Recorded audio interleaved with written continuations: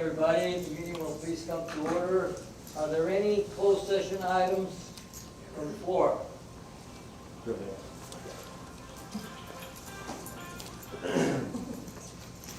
President Nava, members of the board, just a correction.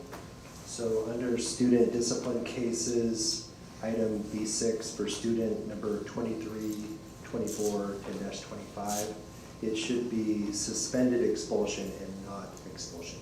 So we consider that. Thank you, sir. Any other items from the floor on closed session agenda? If not,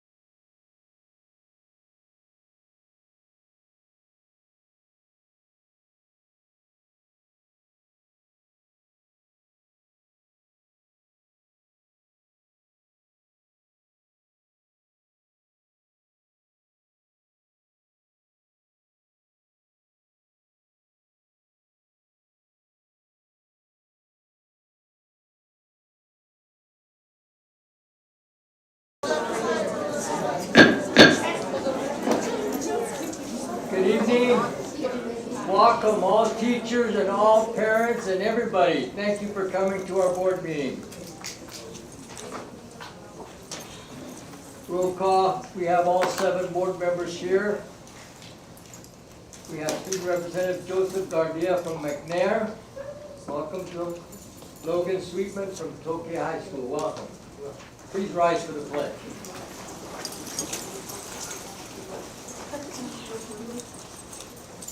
Salute. I pledge allegiance to the flag of the United States of America and to the republic for which it stands, one nation, under God, indivisible, with liberty and justice for all.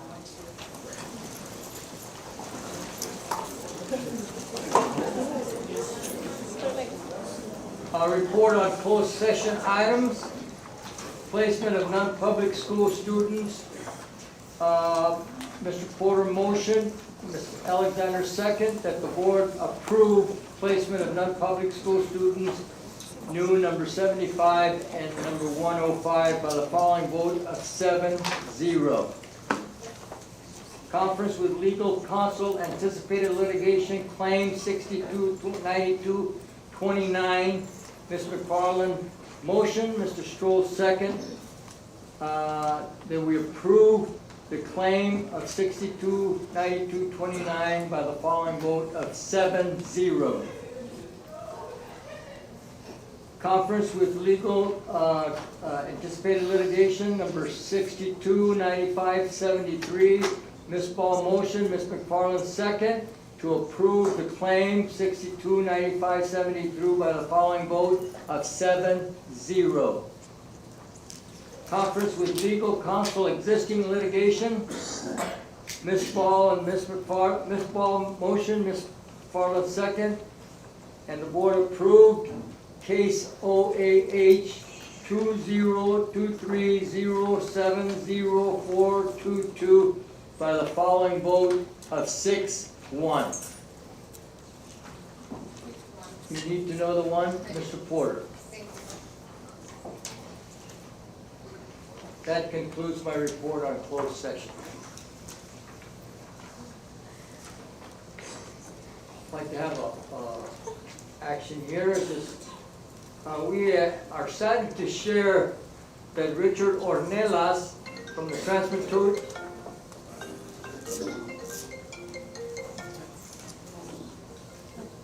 Transportation Department has recently passed away. Richard worked as a transportation service worker for almost 17 years. According to Transportation Director Annette Galindo, he was a cherished member of the Transportation Department, one of a kind, and would be greatly missed. Please join us in extending our condolences to his family and the Transportation Department. Please join the board on a moment of silence.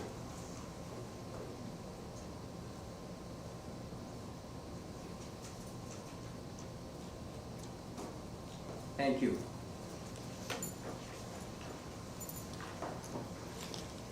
We have a proclamation of the National School Psychology Week. Ms. McFarland? You got it. Susan, do you want us up there? Pardon? Do you want us up there? come. Some psychologists. Yeah, we have some psychologists. This is different, I haven't got to be here in a while. Where do you want us up? Come on up. We have a lot of weird ashes, so it can't.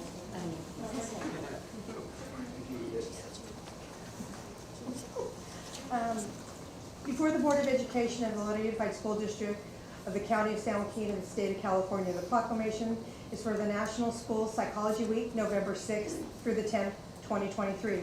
Whereas children and youth learn best when they are healthy, supported, and receive an education that enables them to thrive academically, socially, emotionally, and whereas schools can more effectively ensure that all students are able to learn when they meet the needs of the whole child and provide integrated, multi-tiered supports, and whereas positive educational and social outcomes for all children and youth are possible only in a society and schools within it that affirm and value the diversity of each child. And whereas school psychologists are trained to assess student and school-based barriers to learning and individual strengths, utilize data-based decision-making, implement research-driven prevention and intervention strategies, and evaluate outcome and improve accountability. And whereas school psychologists take steps to foster a school climate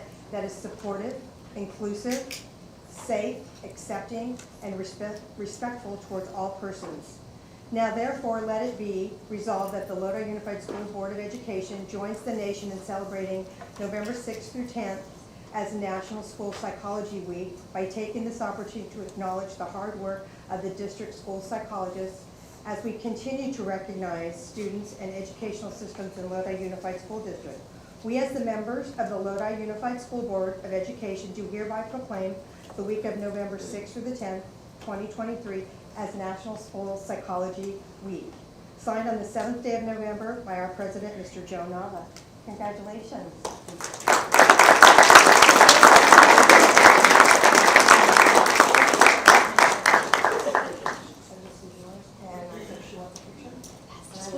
I will get out of their way. Oh, no, so you can get her real quick, just real quick. Let me back. That's awkward. Real quick. Thank you very much. Thank you very much, psychologist. Thank you. Any comments from the board? We will continue on with our agenda. We have comments from student representatives. Joseph Gardia from McNair High School, you're on. You've got the floor, sir.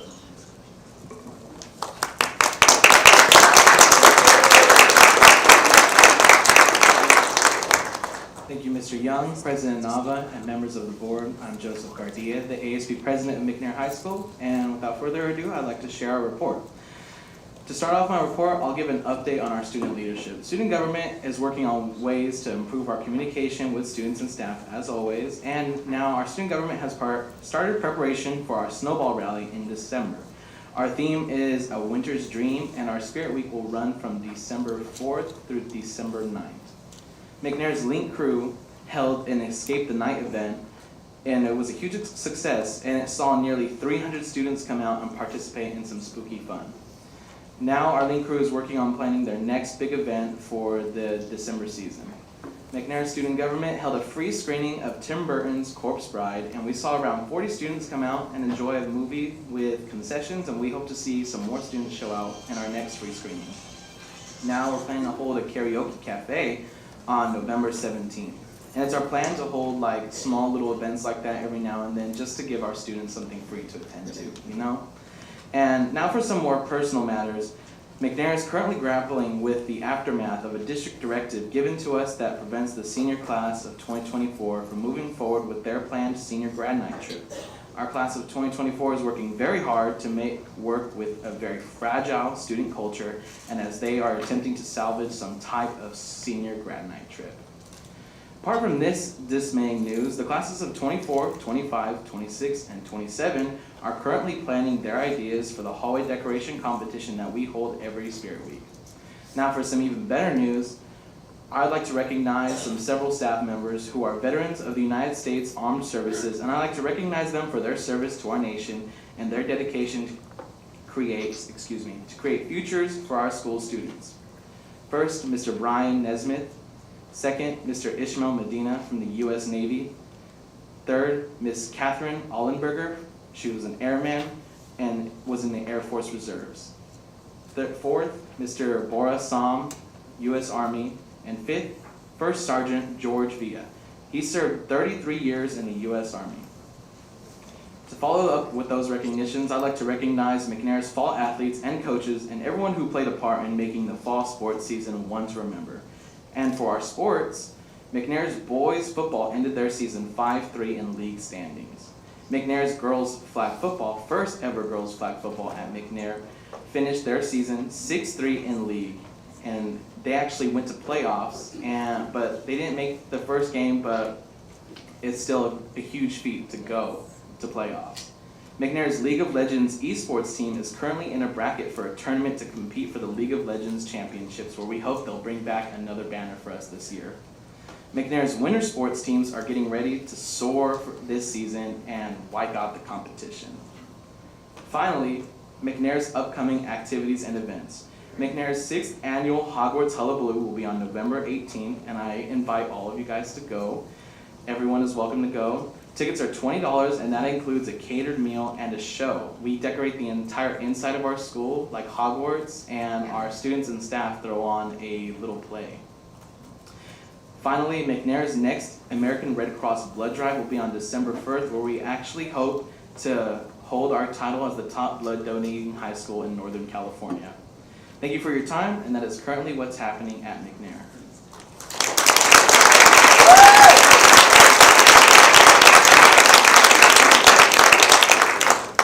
Thank you, Joseph, for your report. A lot of good things are happening at McNair. Thank you. Logan, from Tokyo High School. Good evening, Mr. Nava and President Mr. Nava and Superintendent Mr. Young. And it is always hard to follow the amazing Joseph Garcia. Okay, so fall sports have officially ended, leaving one of the most amazing sports that Tokyo has to offer, cross country, to compete in the section meet on Saturday. All winter sports have been officially started after the dead period in between the transition of fall and winter seasons. Wrestling, basketball, and soccer are working hard to get ready for their first upcoming tournaments and games. After a very successful rally, a very successful homecoming, and an even more successful 44-0 Lodi High versus Tokyo football game, as a student, it was music and a blessing to my eyes and ears seeing the amazing score of our hardworking football team. The student government team has worked very hard in keeping this newfound momentum of school spirit and involvement by creating ways for different clubs to participate and planning for the winter as we prepare for our next rally and community service possibilities. College season is here for all seniors who have worked very, very hard for 4 years in order to move on to higher education. The stress of applications and scholarships is a very common theme among all seniors, and we are starting to be very excited for the light at the end of the tunnel. I would like to give a special shout out to Ms. Soila, our college and career counselor, who has aided me and my fellow seniors in helping with their college applications and scholarships and answering all of our college-related questions. Another very important theme going around at Tokyo is this acronym called SEL. It is S-E-L. It's an acronym that stands for Social Emotional Learning. This is an educational method through which both children and adults acquire and effectively apply the social and emotional attitudes, knowledge, and skills they need to set and achieve goals, manage emotions, create and maintain positive relationships, and make responsible decisions. As ASB president, I have the responsibility and honor to represent my student body and what is happening to our senior class, and fearfully the classes after, due to the cancellation of the Disney field trip, is a very popular topic as of 2 weeks ago. An award for the educational journey that students have to persevere through, especially when it comes to the class of 2024 and all students that come after. The class of 2024 entered their high school career digitally, learning along with the teachers how to navigate a whole new world of education. As being ASB president, I have been asked why the board has shut down the senior trip. Why didn't they tell anyone? Did they not want to riot? And the most important question I was asked was, why was the board against us and not for us? I want to leave with a question to the board. Is this topic open for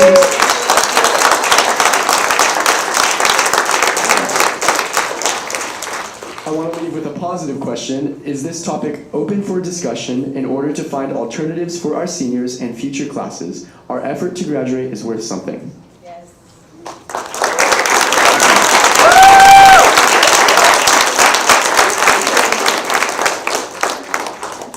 Thank you, Logan.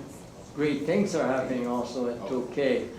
Amazing things. Thank you for being so competitive, I guess. 44 to nothing, was it? It was a sight to see. Thank you for your report very much. As to your question, I would let Mr. Young, you make some comments on that. Is that proper, sir? Sure. Okay. Mr. Nava, members of the board, well, I certainly understand the frustrations our high school seniors feel regarding the Disneyland trip. I want to be clear that the district is not saying a Disneyland trip cannot happen. However, a school-sponsored trip to Disneyland would not only violate our own board policies on study trips, it would also require that the district be responsible to pay for every senior to attend under Title V, Section 350, understanding that the cost may be decreased through fundraising and parent clubs pitching in money. Instead, we would recommend that interested seniors in the site parent clubs or a group of interested parents seek out a way for interested seniors to attend. It could occur before graduation or even the night of graduation should they be interested. The district can provide the names of travel agencies, we can provide charter bus contracts, we can certainly provide a chance for students to gather at the sites before and after the trip. We have researched this in neighboring high schools and a vast majority have gone this route, in that the trips still occur but are not a school-sponsored trip. Mark Dawson and Peter Lambert, our area directors, can work with the high school principals, and if student government classes want to get involved, Mark and Peter can provide assistance. Just want to be clear on that and help you understand that. We have a responsibility, students, to follow our board policies. Study trips are for that, for studying. Disneyland is a great opportunity. We just can't sponsor that trip because we'd be violating the board's policy by continuing to have that in place. It doesn't mean, however, we don't want you to work with your student government classes. It doesn't mean we don't want you to work with It doesn't mean we don't want you to work with parent clubs, and we will support you and provide avenues for that to happen. So we just want to be clear on that, okay? Thank you for putting that. Thank you, I have no further comments. Thank you, Mr. Young. You follow up with your superintendent's report, sir. And that That is my report. That is his report. Okay, thank you very much. All right, comments from the public. State your first and last name before starting. A 20-minute time period has been set aside for the public to address the board on items not listed on the agenda. Each public speaker shall limit his or her comments to 3 minutes. The board cannot engage in dialogue about public comments because of restrictions placed by the California Brown Act. You have a meter on top of the podium there, and we'll tell you your time and time expiring. First item by William Yates, please. Before you start, Mr. Yates, I would like to tell you that we have 13 sheets here. We are only going to spend 20 minutes. So if it's a short time on each speaker, we will have a limit of 20 minutes if you want to get through all of these. Thank you. Otherwise, there will be some that will be left out. Thank you. Thank you, President Nava. Thank you, Mr. Young, our great new superintendent. It's a pleasure to work for you as a teacher. Also, I'm a parent of two graduates of McNair High School who went on grad night and loved it. Also my wife works for the district, and I have two students right now who are part of Lodi Unified. And Mr. Young, I want to thank you for the vision that you set out for our district. It is a good vision. Our principal at Sutherland shared it with us, and as an honor to be at Sutherland, I'm part of the special ed team there, and we have a great supportive staff who work with me, and they're here tonight too. And I'm grateful to be part of a district that sees that staffing is essential and important to our district, because we have many, many special ed classes that are not staffed. We have many music positions that are not staffed. And when I was in graduate school, I was told that setting a vision is one of the most important parts of being a leader. And you are like our pilot, like the trip you're about to take. And you have chosen a great place for this district to go, of being fully staffed. But currently, you're being hijacked. We aren't having any kind of meaningful negotiation for a contract. And that's hijacking your vision. We have CSEA that's really hard to hire because they don't have great pay. We have LEA that we know what the strategy is. I challenged the union president. They're not gonna negotiate for another 2 years until they absolutely have to. I'd love for you to prove me wrong. I'd love to achieve your vision. I want the best for our students in this district. Thank you very much for serving. Thank you, board, for serving. I really appreciate what you do. Work hard at it, and I hope you can get rid of those who are preventing us from getting a great contract. Thank you.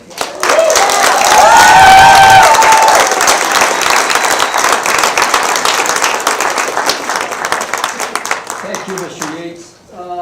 Andrew Robinson?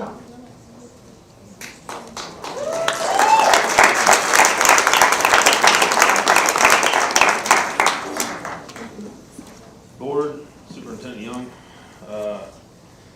This week I spent some time doing some research. Last week you guys voted for a sports complex at 2 high schools, which Susan, you asked if it was all of them, and it's just 2 according to Leonard's assistant. I tried to get further with your planning department, and nobody called me back, as well as a couple of other board members I tried calling, nobody called me back. So the issue I have is you're gonna spend 8 figures on baseball and softball for 2 high schools. Keep in mind, I worked for the Los Rios Community College District for 10 years, and they don't have what you're proposing. So if you're looking at either $10 million for 2 schools, that's $5 million each, that's $74,000 per player to play baseball. 3% of that of Tokay High School's total populace. So you're gonna spend $74,000 on a sport.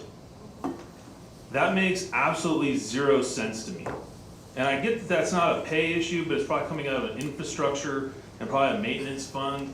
However, when you go around this district and you notice that some of these buildings are ancient and they're falling apart and teachers are complaining of infestation of rats and mice and ACs don't work and heating doesn't work properly, I really feel that $5 to $10 million should be allocated towards that maintenance cost first rather than sports. But then you find out that it's only 70 kids at a school that benefit from that. That's not good for everybody here. Okay, and when I start digging into that to find out how many of those 70 kids are getting a scholarship, you guys don't track that. So you're spending 74 grand on kids to play baseball. Your main focus should be teachers, education, and everything else that goes with that, the buildings, the facilities.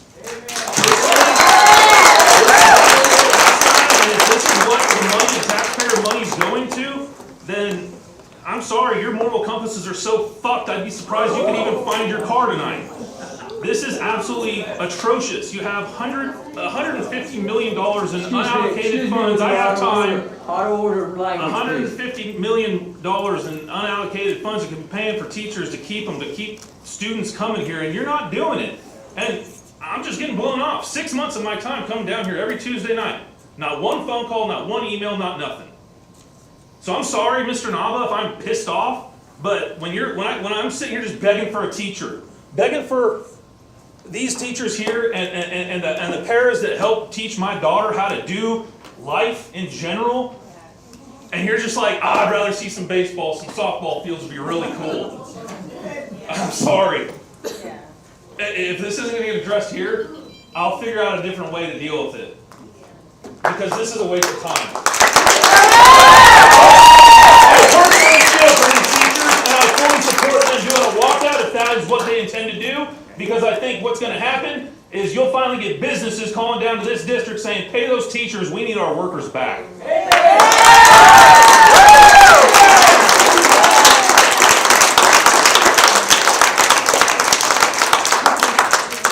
Alexis Jewell.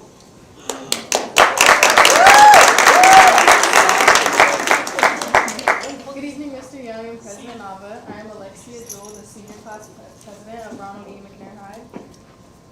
Do I need to restart? No, you can keep going. I'm the senior class president of Ronald E. McNair High School. and there is a pressing issue I would like to discuss that is affecting all future and current seniors of our school. Recently, it came to my attention while planning our 2024 grad night that we could no longer follow through with our planned senior trip due to a district directive that affects the planning of academic field trips and school activities. This is affecting the district schools in different ways, but for McNair, it is affecting our senior grad night, which most have been looking forward to since the moment they started McNair. Personally, having my own mother and cousins graduate from districts so fondly,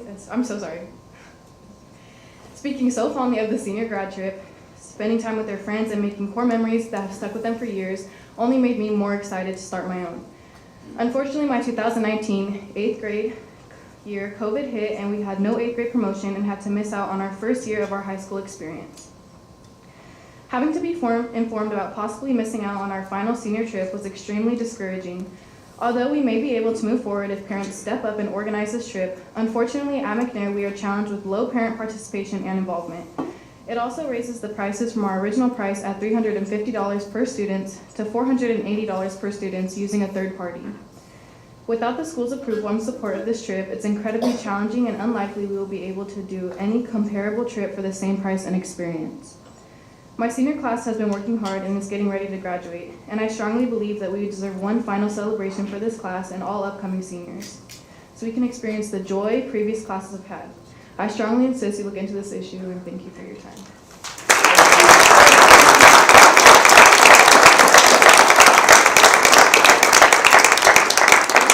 Chris Beach.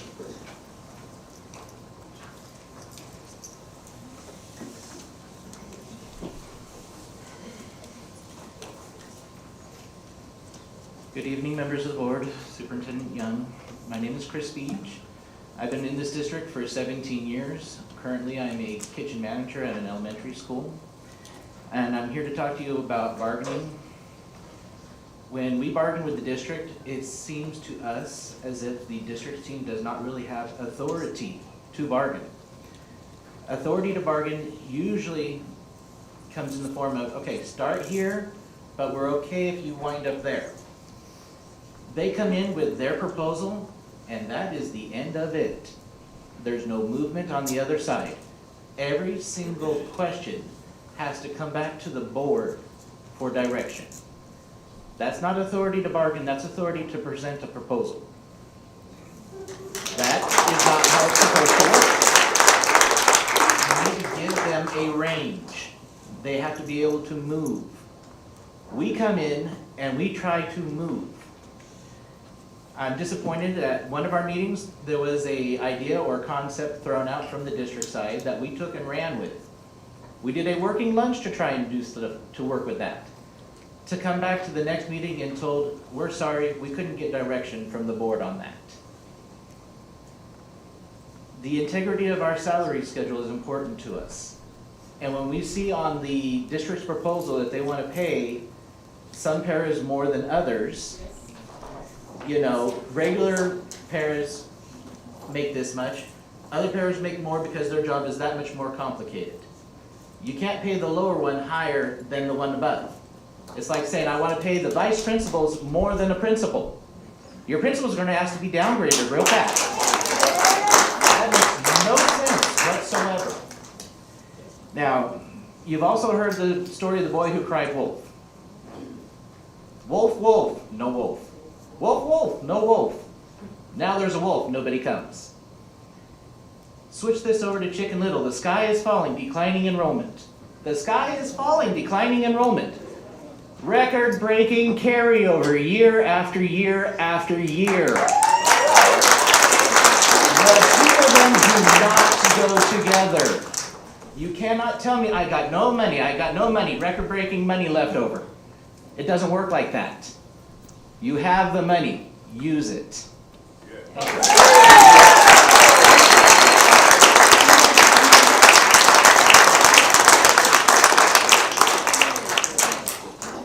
Lucas Goulart.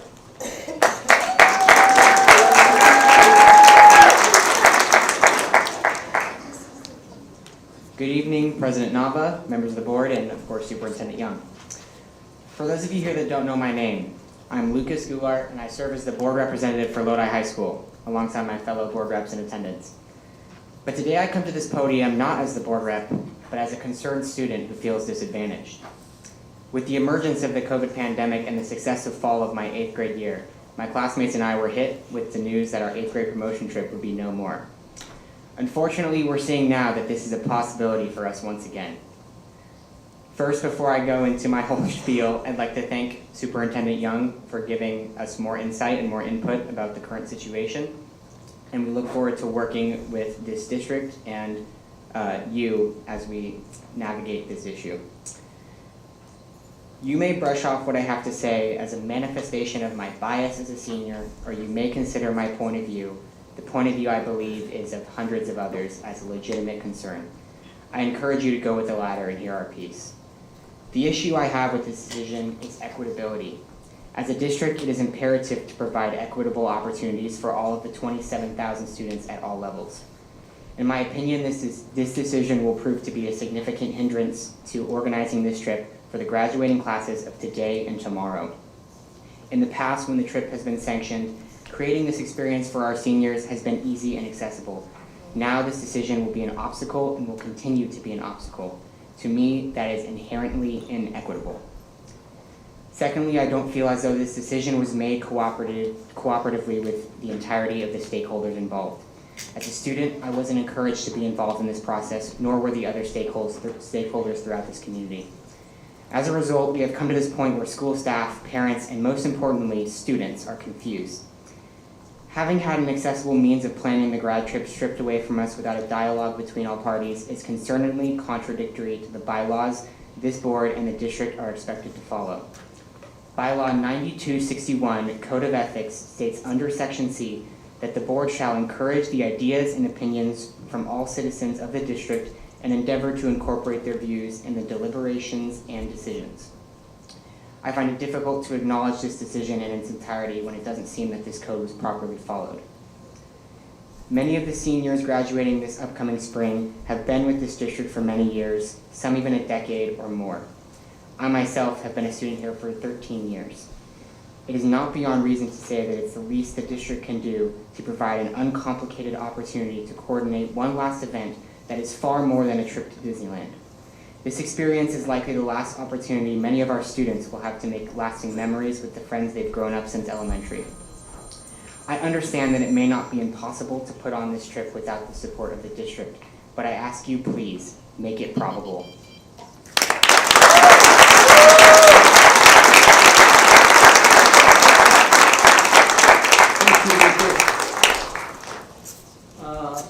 Lisa McBride.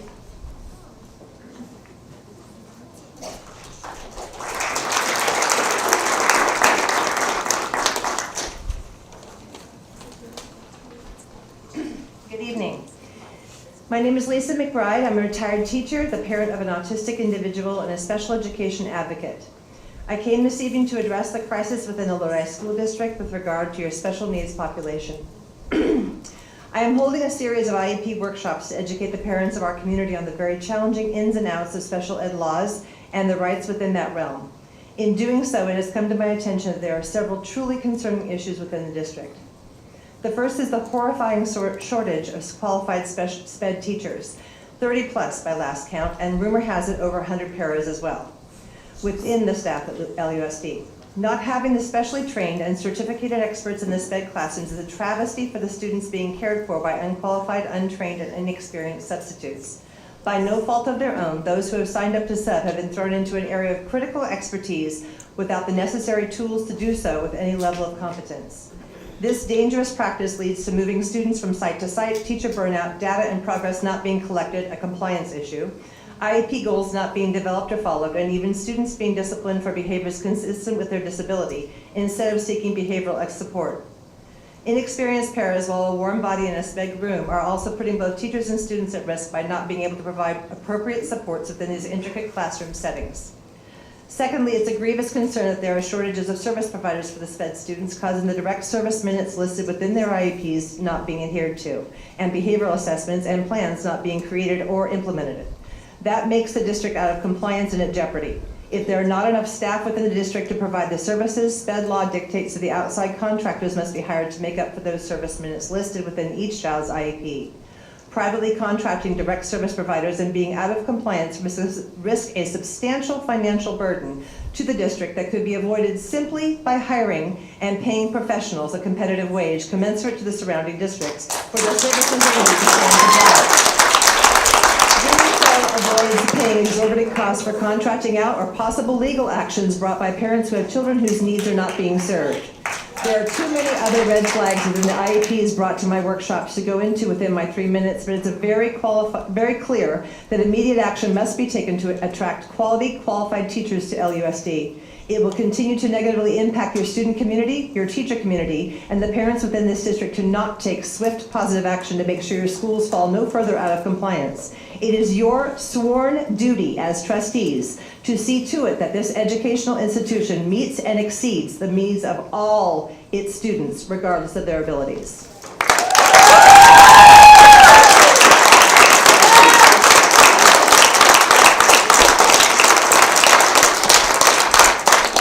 Lisa Young.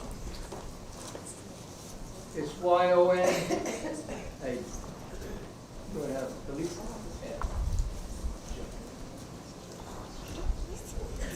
This will be our last speaker, by the way. Thank you. Hi, my name is Alyssa York. I am the mother of a 5-year-old autistic son named Albert. He is in kindergarten and has already endured a lot of changes within his school and class placements in less than 2 years. It is known that routine and structure help students with autism engage more successfully in activities and prevent problem behaviors. Since preschool, summer school, and now kindergarten, my son has been moved to 3 different class settings. Albert was each time placed, removed from a structured routine he was adjusted to, along with teachers, parents, and friends. He was attending Reese Elementary and was successful there. He was then transferred to a mild mod class after this fall break at Orchard Elementary. Since we have experienced constant new moves, as it would be expected with any neurodivergent child, Albert's team and I were already aware he could show some behaviors issues during transitioning. By the 3rd week, Albert had not adjusted well and was just showing extreme behavioral changes. The program specialist, as long as everyone else on the team, agreed that the transfer had been rough on him compared to others. By this 3rd week, I had just learned that his teacher had started the same day as he did, 3 weeks ago, as a long-term sub who was starting her credentials and only has ABA experiences. All the pairs within the classrooms were all brand new and still in training. One of the main pairs was also the principal at Orchard, Principal Moso's secretary beforehand. It took the 3rd week for the Principal Moso to meet with me for the first time since the transfer, and it was only in regards to my son's recent behaviors. So we came up with a plan during this meeting to start a behavioral interventional plan and a functional behavioral assessment. Principal Moso said while we have a waiting period before these assessments could even begin, to prevent any other behavioral issues to occur with Albert, she would give me a call if needed, and I would pick him up from school that day. Less than 24 hours from having this meeting, I was receiving a call to pick him up, and also being told that it was leading to a day suspension. Nobody, not even the Principal Moso, took me back privately to discuss my son's situation and suspension. She instead spoke to me out front of the office in front of other parents and students, and abruptly walked away from me. We have not even started the process for a BIP or FBA, let alone attempted anything formulated on his IEP. Deciding any type of punishment, especially suspension, shouldn't occur before we even try doing the BIP or the FBA plan. Albert's team and I agreed that his behaviors were not manifesting to this extent at Reese or any past placements. They have only become extreme once he was removed from a class setting where he was doing well in. Albert's behaviors were towards staff members at Orchard. These are the same staff members that are in training and still learning their positions. My concerns as a parent to a special needs child, when are our kids going to be seen as equals and get the proper education they deserve?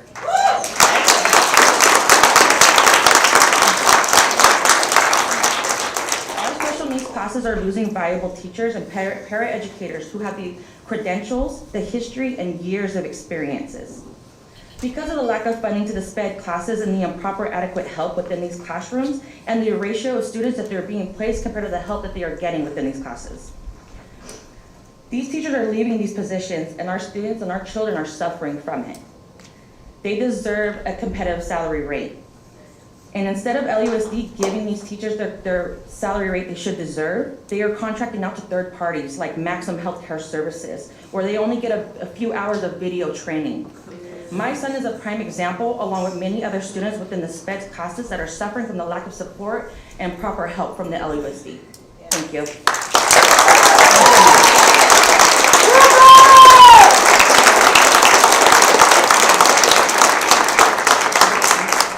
Concludes our public comments.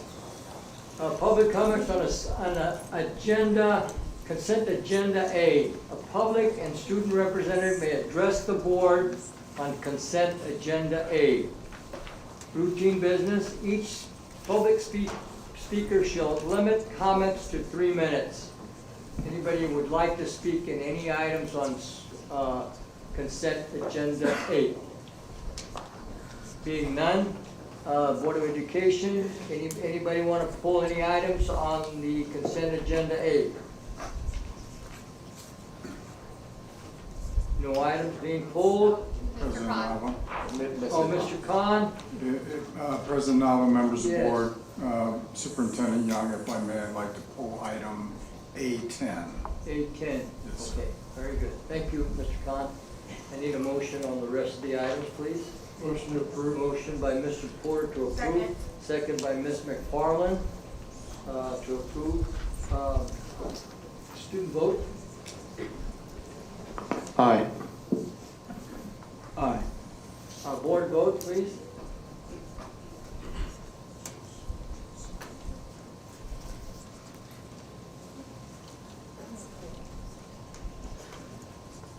Motion carries 7-0.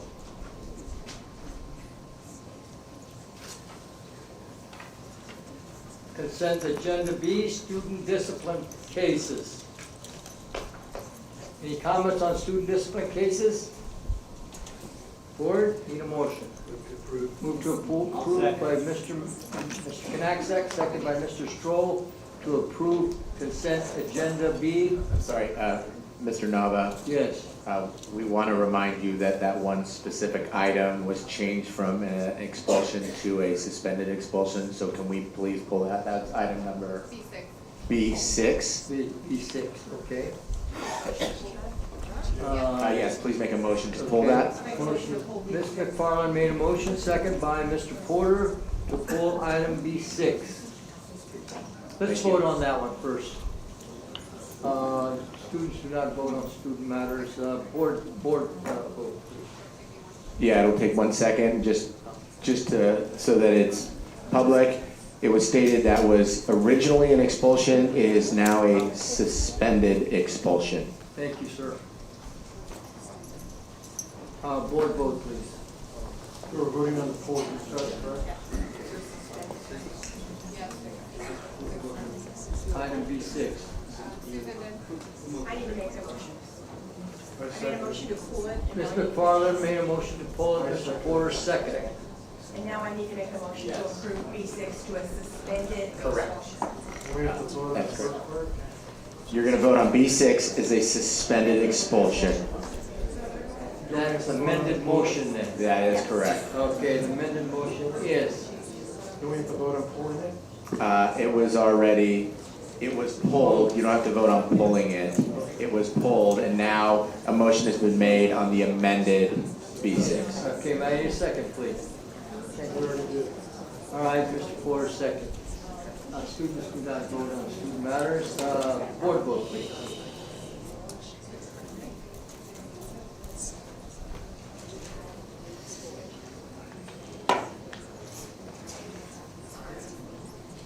Item passes 7-0. Okay, I need a motion on the discipline, consent agenda B, student discipline cases. Motion approved. Motion by Mr. Porter to approve, second by Ms. McFarland. Let's have a board vote, please.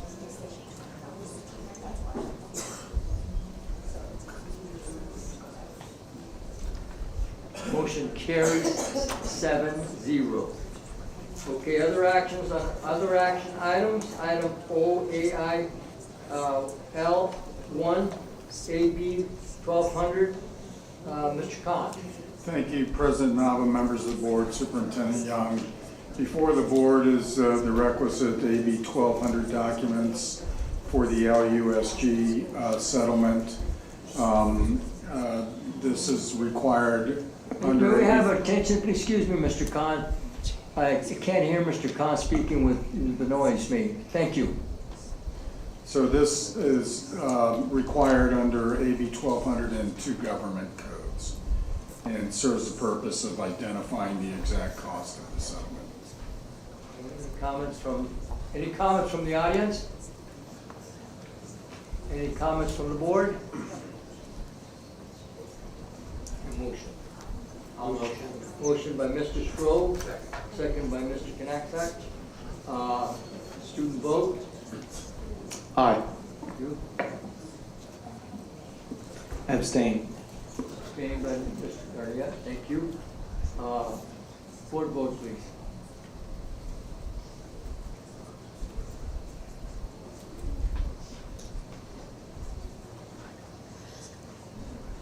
Motion carries 7-0.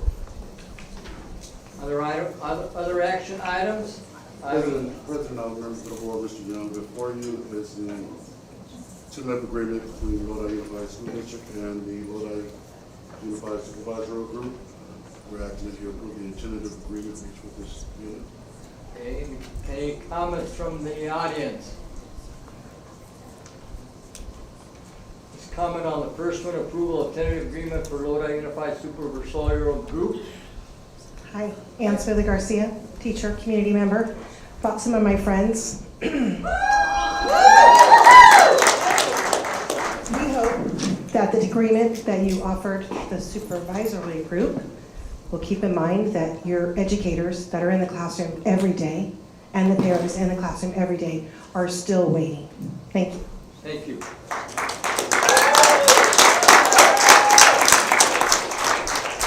Good evening, President Nava, members of the board, Superintendent Young. If you look at the handout or the attachment for the tentative agreement, under Article A, Section 2, the first sentence says, the district has determined that funds are available for a one-time off-schedule payment to all employee groups for the 23-24 school year. The total dollar amount available to LUSG is $226,424.16. So this is really interesting to me, so I'd like to know what the whole total pot of funds available are and where those funds came from. I think, and I'd like the public to know what the total amount of those funds are and where those funds came from. Dr. Doshi, your comment. Mr. Khan? Thank you, President Nava, members of the board, Superintendent Young. The portion that is allocated to the supervisory group was part of a dollar amount as identified in the board's or 2022-2023 unaudited actuals that the board voted on in September. That dollar amount district-wide was listed as locally defined one-time assignment. It was $15,723,000. And where it came from, that was ending fund balance from the 22-23 year. Thank you, And Mr. what Khan. particular ending balance was that? Because there was 150 million carried over. We're getting into negotiations here. Well, He just gave you the not answer. negotiations. He just gave you the answer, okay? Where's the money at?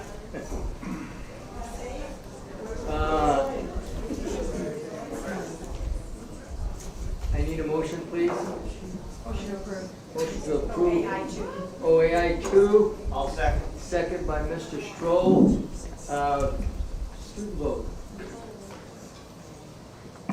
Aye. Aye. Thank you. Board vote, please.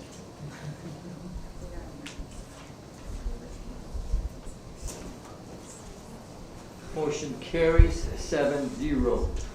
The other action is similar. Item AOI 3, approval of a memorandum of understanding with the Lodi Unified As supervisor, I need a motion. Motion to approve. Motion by Ms. McFarland.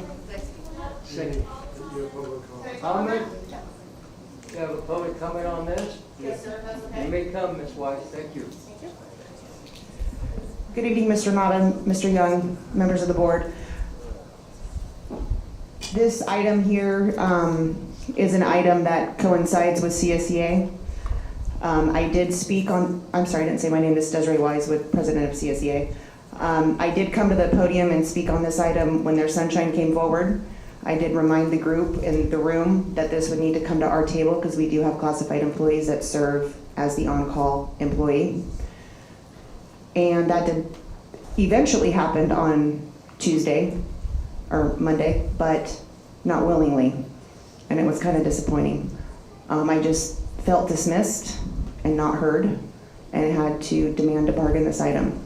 In the past, it's been a joint effort by both groups done simultaneously, and that wasn't the case this time.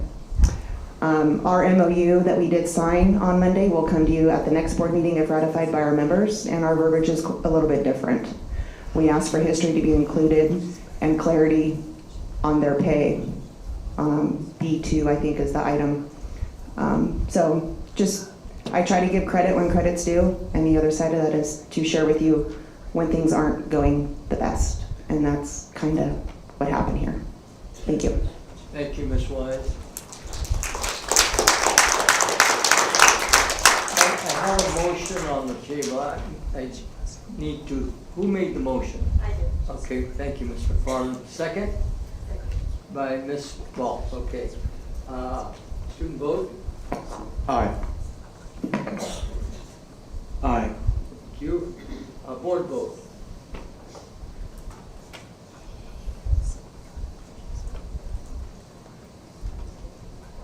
Motion carries 7-0. All right, we're going to report items. Math update, Mr. Lambert.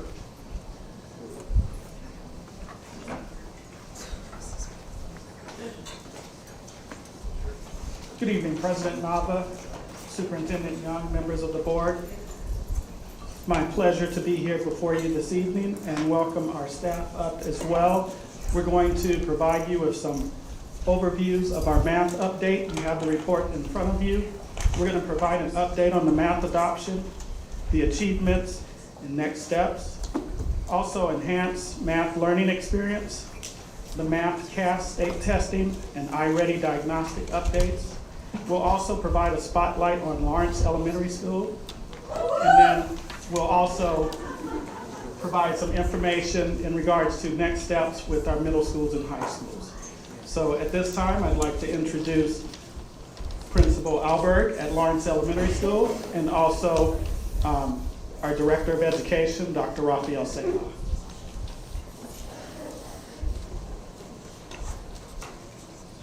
Good evening, President Nava, Superintendent Young, members of the board. As Mr. Lambert said, we wanted to just give an update regarding our district-wide math progress and also to shine a spotlight on Lawrence Elementary, which has seen some great outcomes during the 22-23 school year. Next slide, please. Here's the agenda that Mr. Lambert already went over. Next slide. On this slide, you'll see some key achievements we've accomplished with the updated math curriculum. And I think teachers and administrators really want to show appreciation to the board for their forward thinking and being open-minded to adopting a new math curriculum that expanded the technology resources for our students and the rigor of the curriculum for our students and teachers. Some of the key achievements we've been able to accomplish with our updated math curriculum are increases in student dialogue during math instruction, increased rigor, and improvement in student outcomes on local and state test data. Some of the ongoing challenges include just adjusting to the new curriculum. We're now in our second year of our math adoption. Teachers are feeling a little more comfortable in the second year of the math adoption, but you know, with any new curriculum, there's some growing pains there. During the first year, there was a little bit of a struggle with maintaining pacing. Now as we're into our second year and beyond, we have been able to improve our pacing in our classrooms. Next steps, we want to make sure to provide ongoing professional development to our teachers and also to encourage our students to take ownership over their learning. And our new curriculum really allows for that. Next slide. Our math curriculum has lots of technology supports, and one of the key pieces is personalized computer adaptive supports for students that adjust based on student diagnostic results, and it provides students support at exactly where they're performing so that they continue to improve. There's also more continuity from kindergarten through 8th grade. Previously, we had 2 curriculums, one in kindergarten through 5th grade and one in 6th through 8th grade. Now with a continuous experience, kindergarten through 8th grade, we've really seen, we're expecting a more continuous experience for our students in kindergarten through 8th grade.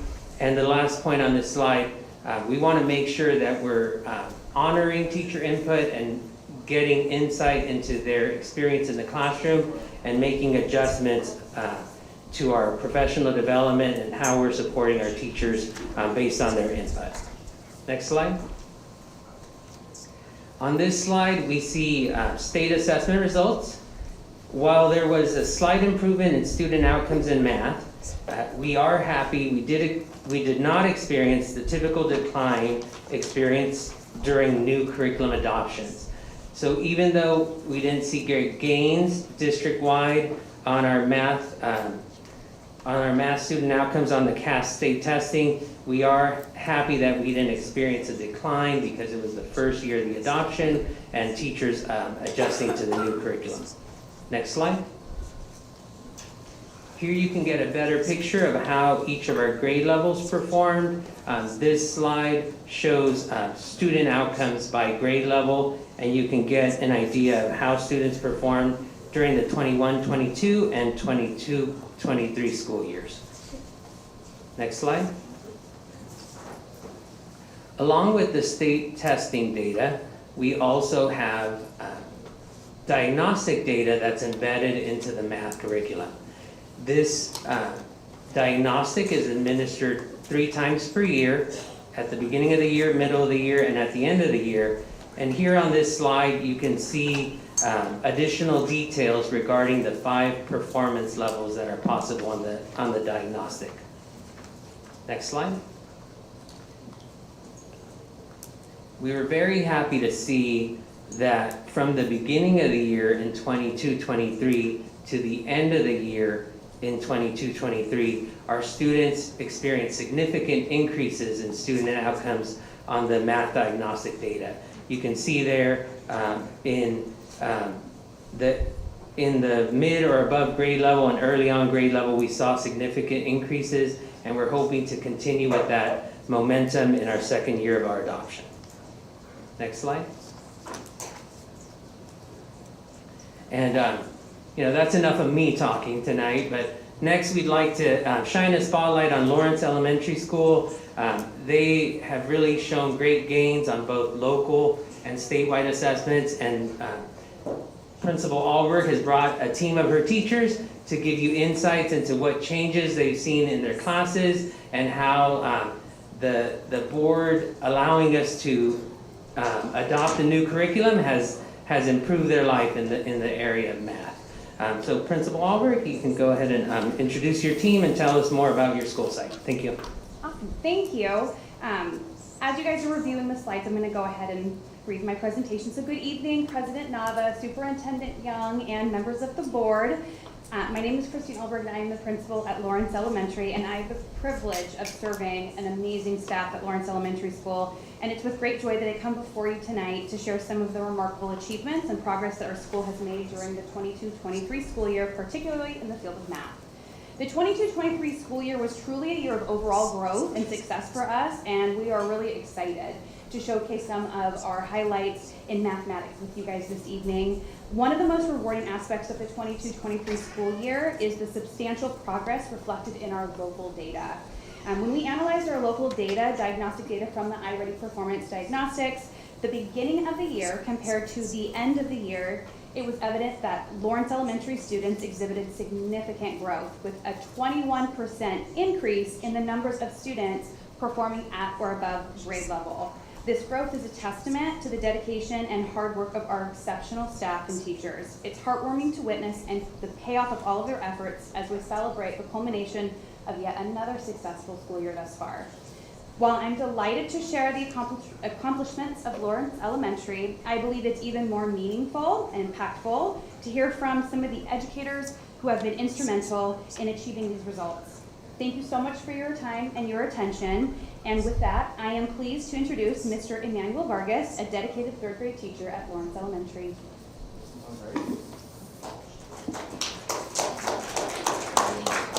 Good evening, President Nava, Superintendent Young, and members of the board. Speaking on behalf of the third grade team at Lawrence Elementary, it is with great pride that I inform you of our collaborative journey, supported by the Lodi Math Network, our math intervention teacher, dedicated math coaches, and administrators, all working together to implement the best practices in math alongside the new iReady math curriculum.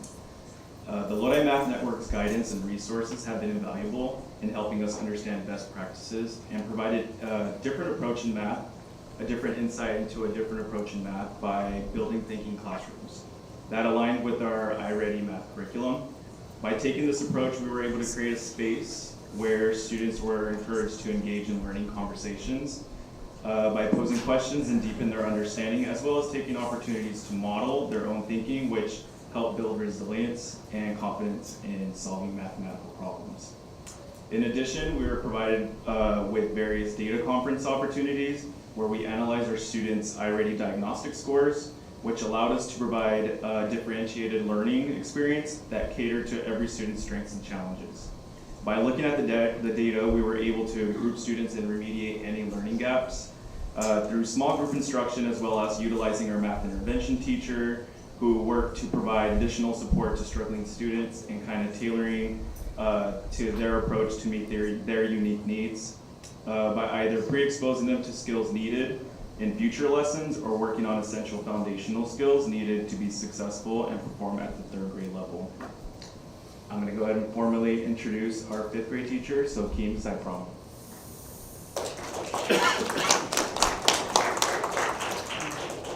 Good evening, President Nava, Superintendent Young, and members of the board. Thank you so much for having us here today to share about our academic growth at Lawrence. Building on to my colleagues' insights, I'm excited to highlight the key factors that have greatly influenced our growth from my fifth grade level perspective. Firstly, the presence of Mrs. Yato, our dedicated math intervention teacher, has been a true blessing. With her extensive classroom experience, she identifies students requiring additional support through the use of iReady data. During her intervention sessions, she targets their specific skill gaps using strategies that help support their learning. My students come back from her group with confidence towards math. Furthermore, Ms. Yato serves as a very valuable resource, always available to lend her expertise whenever I require guidance or matters related to mathematics. Equally pivotal to our success has been our involvement in the Math Lodi Network. As educators, it is imperative not only to acquire knowledge of math techniques and strategies, but to apply them practically. The presence of the Lodi Math Network in my classroom has proven invaluable, allowing my students to engage with other members of the community who exhibited profound enthusiasm for mathematics. Leading these enriching interactions is Lisa Hillstrom, whose unwavering passion for exposing students to the world of mathematics shines greatly. I would like now to introduce Melissa Yato to speak on behalf of Jennifer Gutierrez, our sixth grade teacher.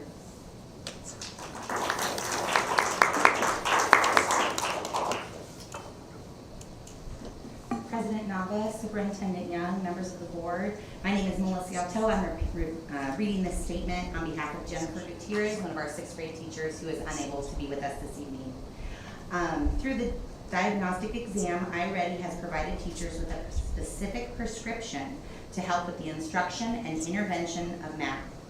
By having readily available data, I have been able to successfully target the needs of students, particularly my intervention students, who receive after-school instruction 3 times a week with me.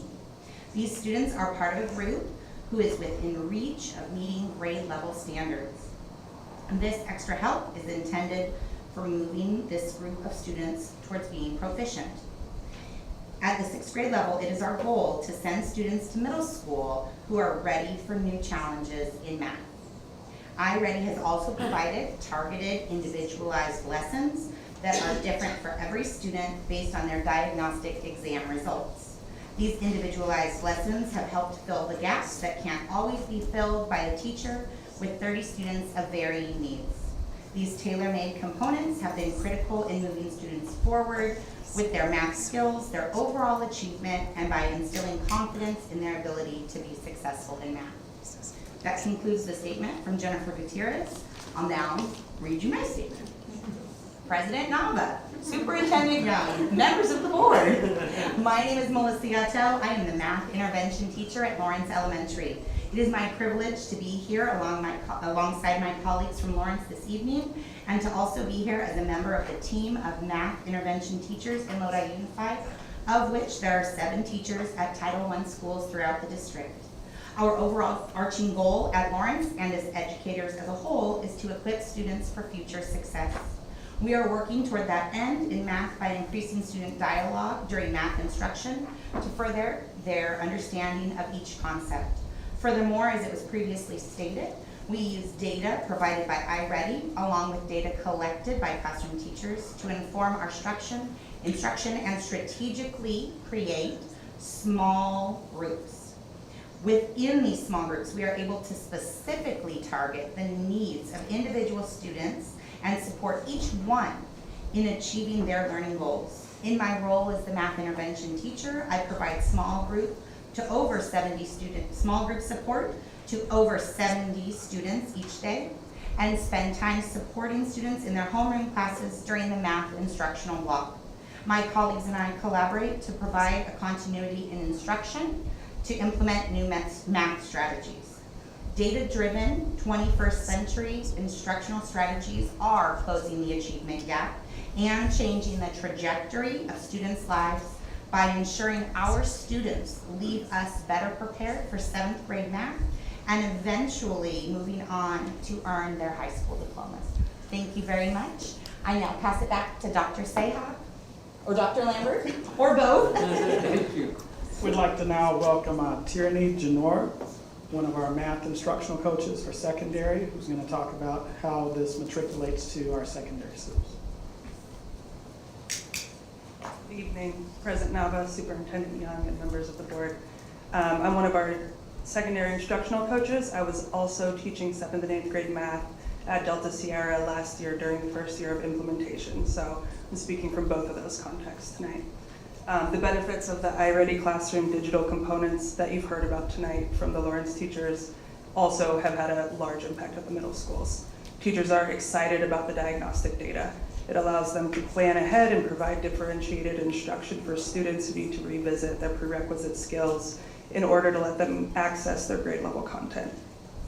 Teachers at the middle school level are also very appreciative of the multiple forms of digital assessment that the curriculum provides for each lesson.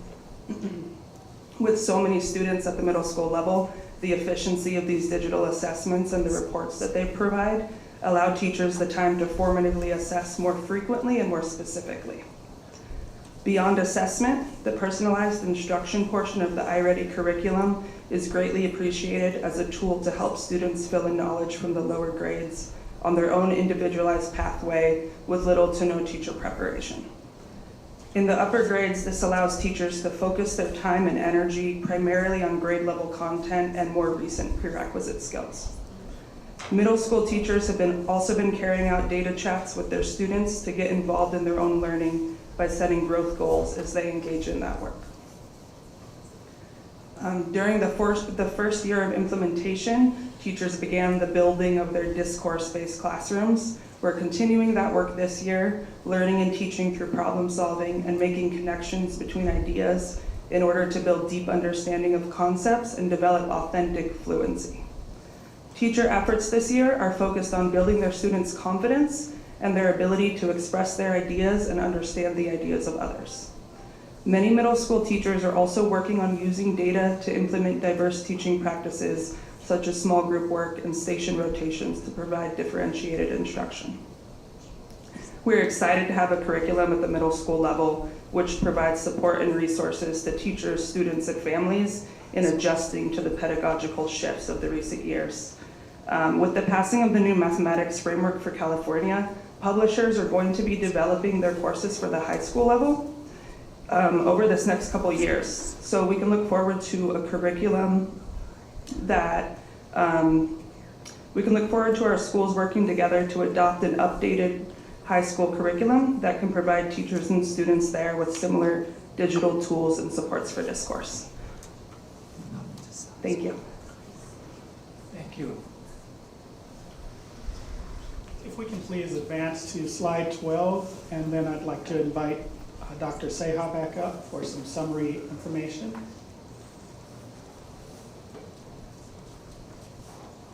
All right. We have included several other slides with detailed information about site-by-site state assessment data.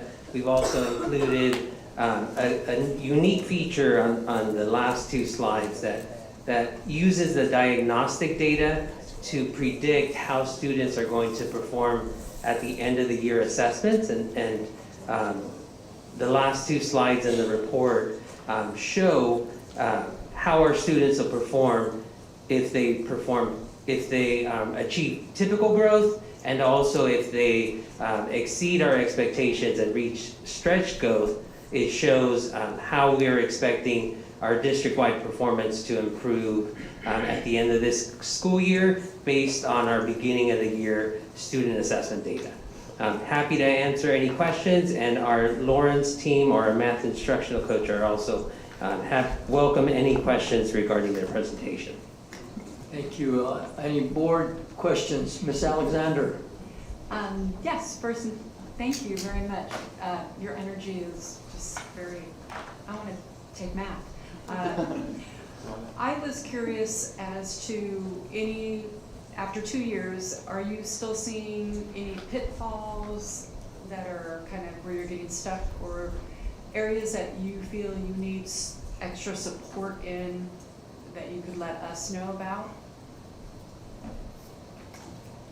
I think, well,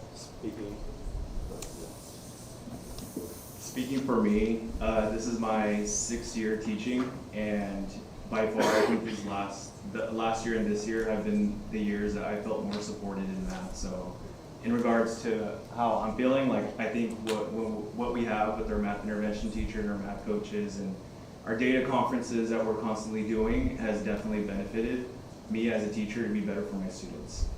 Awesome, thank you.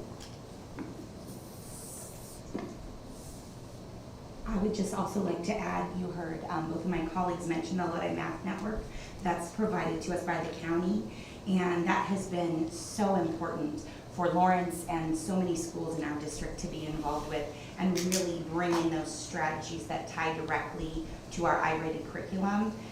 In those sessions, we're learning more about how to have students up and engaging with each other, working in a variety of different groups.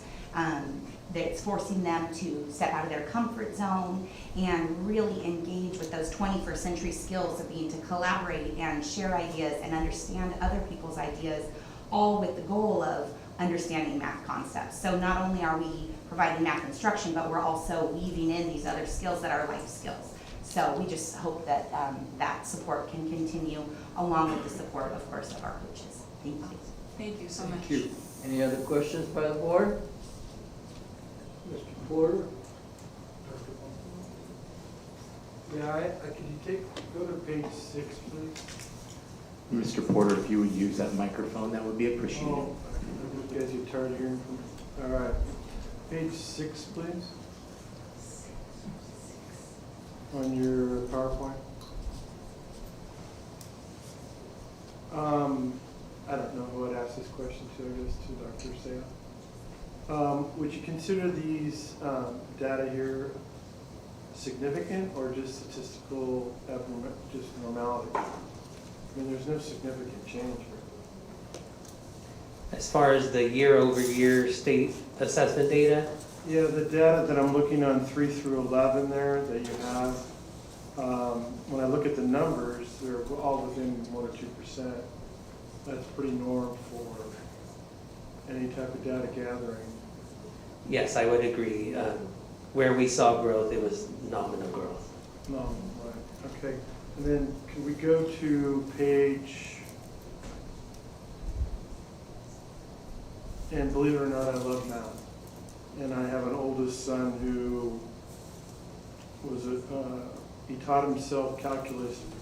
They have BC, what's the other one called? AB, yeah, he taught himself that at Lodi High because they didn't offer it. But he loved mathematics, but I have a younger son who hated it. No, I'm getting off track. The question was looking at it's page 16, that's correct. Page 16, and this is a rough, me eyeballing it quickly.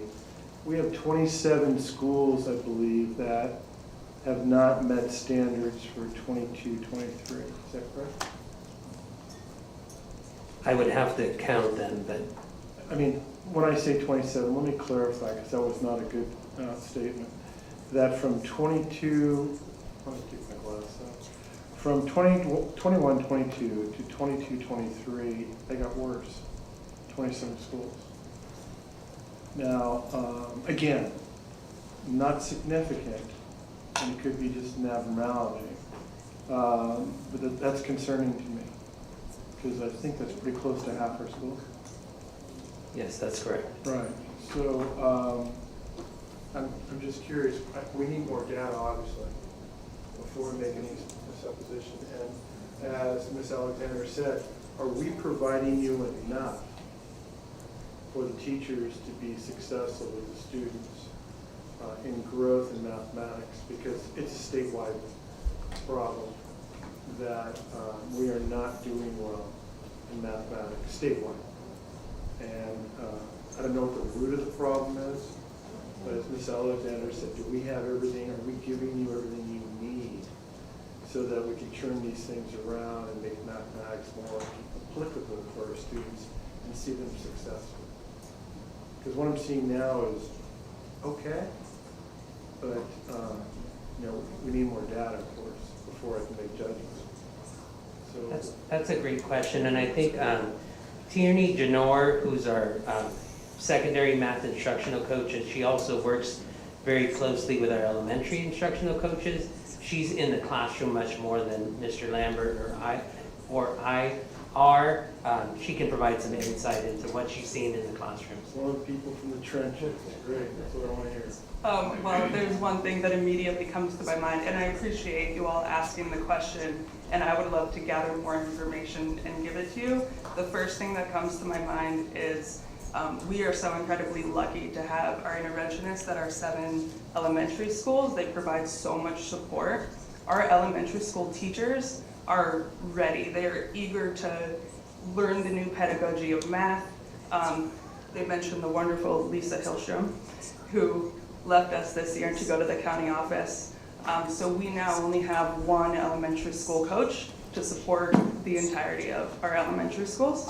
So that position being filled would allow for us to be able to accept more of those teachers that are reaching out and not have to spread the time so thin. Thank you. Mr. Young, thank you for bringing this to Mr. Nava and the PowerPoint that you put together. Thank you so much. These are the things that I love to look at, how we're doing academically. Not to take anything away from Mr. Kahn, a wonderful individual, but I do get tired of the business side of things, and I do like to look at student achievement. So thank you for that tonight. We probably should have called it Resolution 218-24, and then it would have been in alignment with Mr. Khan. This is all math, isn't it? Yeah, it's all math. But, Mr. Porter, if it's okay, I was just at a county superintendent's meeting on Monday, and we had a lecture? No, we actually had a very in-depth conversation about the challenge because it feels disheartening when teachers, intervention teachers, school sites are working so hard and they're seeing progress in their students. And then on the state test that doesn't come out until November the following year, it shares a message that doesn't match with the growth that they're seeing. And everyone is expressing in all school districts the challenge between this one exam and yet on a daily basis they're seeing the growth of students. So we're grappling with that as well at the superintendent level, and that's across the board from south side of the county all the way to here, and Dr. Troy Brown as well. These are the conversations we're also having. And wondering, how do we advocate as a county with what the state is creating in their assessment, which is really the federal government making sure we have something that aligns with the U.S. Department of Education. Right. When at the local level, amazing things are happening, and we're starting to see some great growth in what our students are capable of dissecting with math, understanding really the instruction that is happening to support our kids. Those are the things I'm excited about, and I'm glad you brought it forward tonight. And I like the tutorial on all the degrees of bureaucracy you have to deal with in regards to this. And I thank all of you for your hard work. I know it's very difficult in the classroom, from day to day, and it has to be truly a journey of passion in what you're doing. And I salute you for all that, so thank you. Well, No, thank you. I just appreciate that. and that's it. Thanks. I just want to say thank you. It was an amazing report. My curiosity goes back to data here, Mr. Porter.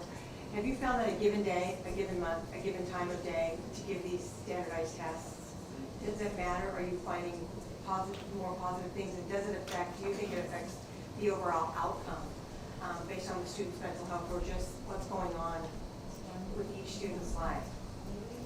It really depends case by case. We do as a, sorry. I can keep going. Sorry. It really does depend. I think that's what's so interesting and dynamic about being a school leader and about working with students is we have 564 students on our campus, which means that we have to have 564 thought processes about how to support each of them. And so it's really hard to answer that unilaterally. I would say as a school site, we have very explicit conversations about we stay away from Mondays and Fridays. We just have had so much experience of changes over the weekend, not getting enough sleep, changing routine, so we just choose to stay away from those days.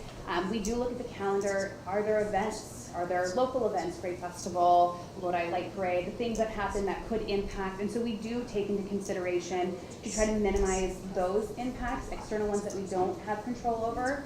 And then we have a really great team who are really great at communicating specific challenges that might surface. So we know when a student doesn't perform to what we are expecting or their norm. And when that's the case, it's not glided over. And our staff has always been very instrumental in saying, I think this student either went too fast or had a hard day. Can we reset it? Can we redo them in order to ensure the best and most fair opportunity for them to demonstrate their best effort and growth? So I think we do, as I can only speak for our site, prioritize and really have cognizant, explicit conversations regarding that. Thank you so much. That was a great answer. Mr. Donovan, I want to follow. A short one? Sure. Okay, thank you. With all your assessments, math and English, how many are you doing annually? For our diagnostic, we are really adhering to the assessment calendar that was provided by the district. So in the beginning of the year, we get our baseline, and that happens throughout the month of August, depending on the subject and the grade. And then we revisit that again in February and at the end of the year. I will say, and like I said, I can only speak for Lawrence Elementary, we have had, once again, really explicit, we do a lot of data conferences where we discuss how can we best support students, and we are implementing multi-tiered systems of support meetings where we have any teacher express concerns to talk about how can we make sure we implement anything that they need to achieve both ELA, math, or even social emotional goals before February, because we don't want to wait until that long to decide that they might need some additional support. So we have release days where teachers can come and we sit as an entire team to discuss individual students to pull, and Ms. Uto has been instrumental. She pulls and does specific assessing to determine specific skill sets, and she presents that, and then we have ELA data so that we can formulate intervention plans and make sure that they are getting the proper instruction before the middle of the year assessment. So we do have, yes, formative assessments happening. Thank you very much. Thank you. Mr. Nava might be Yes. mad at you. Yeah. The length of your hand. No. I'm sorry. That's fine. I have I'll work on being questions. concise. I have I've some been at the end of it, so I'm just sharing it. I have some questions. Actually, the statement is, of course, this Board of Education is completely supportive of all the things that you people do. And I know that the two things that come up is math and reading, so those are important things. And as before, we always wanted to have everybody read at the third grade level in our district, and that's a goal, and it's a goal to have the math improvement. All districts are in the same boat.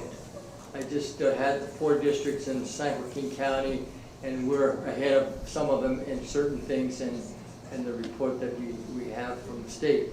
But one important thing is that it starts at the elementary level.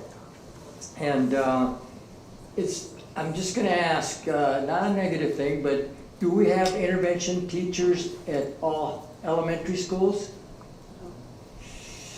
Yes, okay. Very tough job. It's the toughest job in the world to be an elementary teacher. You have to know everything, right? You have to know everything. You have to know math, you have to know science, you have to know English, you have to know whatever you teach. And it's very difficult because my perception of an elementary teacher, I gotta get this so much time in math, so much time in reading, so much time in English, so much time this and that, and budget that time. If I'm not very good at math, I'm gonna slip a little bit because this is only personal opinion, is that, I don't know fractions, I'm gonna skip the fractions because I don't know. That's very difficult because then I'm cheating the students, and that's the key part. If we do have intervention teachers at all elementary schools that perform at Lawrence, I guarantee that there will be some improvement in math scores. We just need that. I know it's a difficult thing to do, Mr. Young, and we've talked about this before, but let's strive for that. It's very important. And the thing is, you have to know how to read to do math. So, I mean, the organization's the same, things that we need to do. So we're on the same thing, and I know that this board is completely supportive of all the things, anything that you do that makes progress in improvement of all the subject matters that we have. Mr. Lambert, you were going to make a comment on intervention teachers for elementary schools. I was just going to say that we would like to have it at all schools, but we are happy to have it at the schools where it is available. And I would just like to thank again Principal Alberg, our team of teachers from Lawrence Elementary, and our instructional coach for coming this evening and presenting to you. Thank you, thank you. I also would like to thank Mr. Principal, and thank you, the teachers, that you do a great job, and intervention teacher. I'm so 100% supportive on that, because if I need help as a teacher, I get it right here in my right hand. Okay. I have no other questions except thank you for the report. And the main thing is that we want to excel on all these things. When we get the data from the state next year, I expect, and the board expects, improvement on all that. And if it doesn't improve, I'll have to blame Mr. Young for that. Thank you, Mr. Nava. I'm just kidding you, sir. Okay, any other comments? Yeah, student comments, sorry about that. Hello, President Nava, members of the board. I just wanted to say, as a student who took those standardized tests junior year, and I know you guys are elementary, but when I took it throughout my career of education, I will say that it's very difficult to compare the standardized test scores to the actual classroom, because they're throughout, except this year's a little different, but throughout all of my years of math and learning, it's been very difficult, but like I have fallen in love with all of my teachers, and like I've learned so much, and I've passed the class and understood the material. And then, you know, this test that we took in the gym with everyone else in my class when it was very hot, and it wasn't a really good representation of how much we truly are learning. So I know that these are numbers right here, but I don't want everyone to be discouraged. I don't want anyone to be discouraged about, you know, the big chunk of red and then the yellow and the blue, because truly I know a lot of people who have overcome, you know, lots of like quadratic formula, you know, things like that, where it's like nobody would know what that means, and that wasn't on the math test, you know. So just letting you guys know. Thank you for your comment. Joey, you have a comment? I have a question. So, you said that math intervention isn't available at all the schools, and I was wondering why. Why is it not? Joseph, I'd be happy to answer that. The way in which the funding comes from the federal government and the state is done so equitably.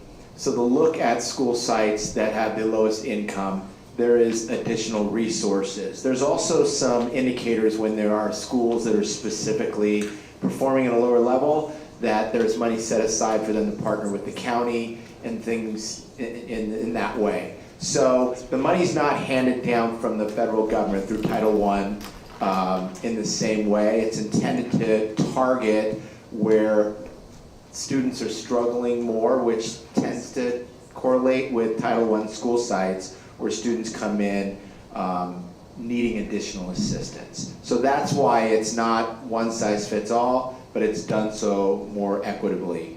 Whereas you would see one at a Westwood or a Lawrence, you may not see one at a Vinewood or a Larson school. Okay? Hopefully that answered your question. Thank you. Okay, any comments from the audience? I have one. Okay, ma'am, you've got the floor. Superintendent Young and President Novel. Okay, I'll place this here. Okay, so I was listening to all of you talking about math. Oh, my name is Dolores Flores. I'm a para for preschool readiness and Head Start. My home school is actually Park Lane Elementary. So when I was listening to all of you guys talking about like the high school and elementary levels and stuff, it really starts when they're little. It starts in preschool, and it really does, because you guys should, you know, my heartstring, because like the messier they get with blocks, you know, we do all sorts of themes, and whatever the children are interested, we do incorporate math in it. It's in everything that they do, you know, all the way from taking little water cups into how much is it, you know, I have more than you know, and I mean they will sit there, you know, and talk with each other, and we put out everything from shaving cream to like soapy water, and they love all that, and we allow them to come and bring in like all the way from the dolls, how many dolls can you stack before that little scale thing falls over, you know, and so all of that really starts at preschool and even at home before preschool. So, but I just wanted to say that, you know, I'm glad and happy that I've gotten to get to know. I've done preschool for quite a while, years, but I get to see these little ones grow, all the way from when they are in our class, and all the way into first grade, second grade, third, you know, all the way into going into middle schools with all of you guys, you know, and it's fun, and I get to go ahead and, you know, we think about like what can we incorporate in our curriculum for like what they're interested in, and we touch upon social emotional, math, science, you know, and all for boys and girls, you know, and whatever pretty much you know, we try to help our teachers out and give them suggestions, and we're the ones that basically do all the activities and that. I don't know, I'm rambling, I'm sorry. But I just, you know, we're mostly here for, you know, for support for preschool readiness.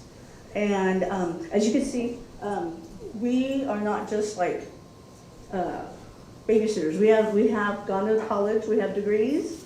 We also get our training hours, 105. We also have teaching permits.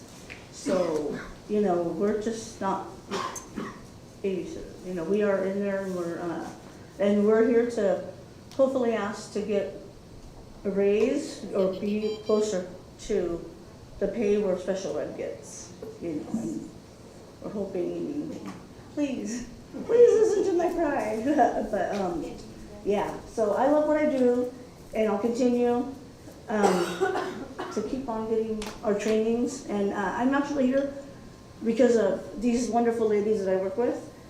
We're like a family. All of our preschool readiness. I sub sometimes and I go visit, and you know, I hate to say that I'm not here I'm here for the money, of course, you know, but I'm here for the camaraderie that we have with teachers and the love I have for the children. So anyway, sorry. Thank you very much, Ms. Ford. Thank you. Any other comments from the audience? If not, I'd like to thank you for your time. I know you're going back to the classroom tomorrow, and it's difficult when you have to make presentations and all that, and I appreciate all your help. And Dr. Lambert, thank you for bringing the group together and presenting this. And like I said, in the future, we expect great expectations. Thank you very much. We're thrilled to be here. Thank you. Thank you.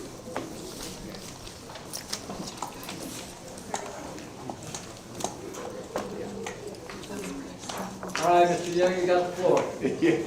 Wow, there's nothing like following that with board policies. Members of the board, we are returning with additional board policies, but at this time, you're going to see board policy 1113. And although this is a report, I'm going to actually bring that one back to you as a report at the next board meeting. But with that, do you have any specific questions about these updates? Any questions? Yes, Ms. Alexander? I had a question on 9322, that first paragraph. That we were talking, I would like to maybe have a discussion about that also at some point, or I don't know what the best way to do that is, to remove or amend or. So these are, I'm sorry, I didn't intend to cut you off. No, that's okay. Okay. So these are your policies or bylaws, and as such, we bring them with the recommendations. These recommendations are with the California School Board Association recommendations to update what we currently have in place. So it's really a discussion with the board, and if it's the interest of the board and there's consensus to update language that exists, we can certainly do that. Based on that and bring it back for action. It's really intended as an open opportunity for you as board members.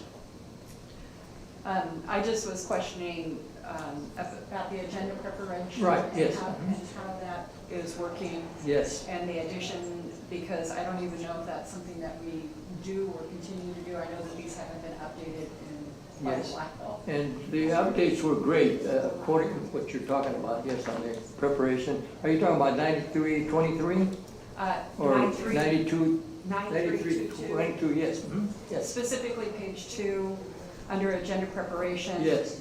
Because my question was where it goes, the last sentence where it says, each agenda shall reflect the district's vision and goals and the board's focus on learning and well-being, adding in well-being. Mm-hmm. And I'm just curious how that looks, how that is formulated, or if that is even, I know in the past when agendas, you picked and chose and had goals and things like that. Exactly. So I don't even know if this is appropriate in that action. So I don't know how we go about bringing that up again to discuss. Sure, so if you look at that specific language of paragraph 1 and the intended language and well-being, focus on student learning and well-being, I think that's intended, so much has been put on like social emotional learning now that we're not just focusing on academics, but we're also looking at the whole child and the impact. I'm totally for that. I just don't know how applicable it is to agenda building in this, each agenda shall, I mean, I don't know. I don't build the agenda, so that would be maybe something you and President Nava discuss, and then bring that to us as well. Yeah, I think the traditional language is each agenda. We could change it to reflect agendas shall reflect. It doesn't require that each meeting we bring. There are times where it's more business oriented. We've also heard the board say they would like to hear more academic. And you know, I get hung up on syntax all the time. So again, just because the old language states each agenda shall, again, it doesn't require that you as a board continue with each agenda. You can make it more generalized, or you can strike language. It's really a discussion for you. It's Okay. just something I was saying. Okay. Thank you. Okay, Susan?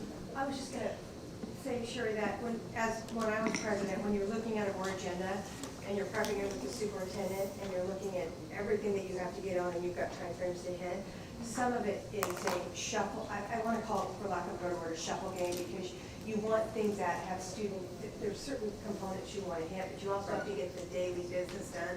So I think when they talk about each agenda shall reflect the district's vision and goals, every agenda a board president puts together must go back and re-review those so that we are hitting the bells and whistles and doing an agenda. And so the public doesn't see that, but the president is doing it on behalf of the board, right? And so as you're preparing that, and I know Mr. Nava and those that have been president know that it's a weight on your shoulder to make sure you're hitting what you need to hit, but you're also taking into consideration that there's enough time to go through the subjects that need the time. And sometimes you move through different subjects quicker, and sometimes you miss the mark altogether, and you think you're gonna whip through something and it needs to come back, and it happens to us, hopefully not regularly, but it does happen.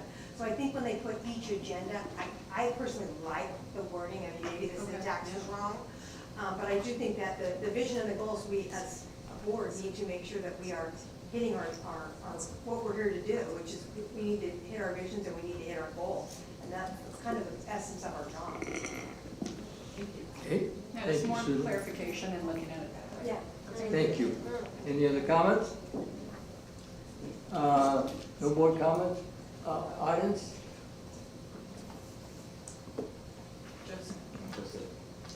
Joseph has it. Oh, well, wait, Lisa, let's have student comment. No. Go ahead.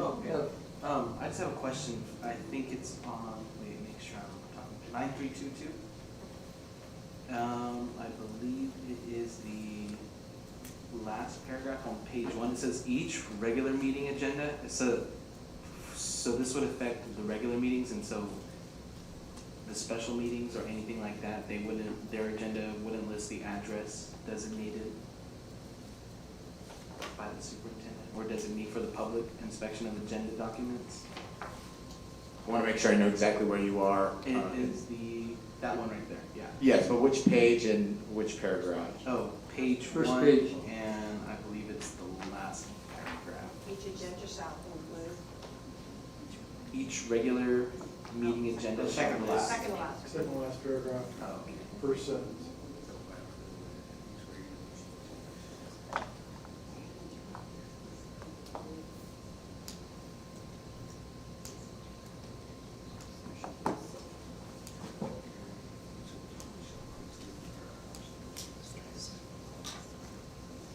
I have to look more closely.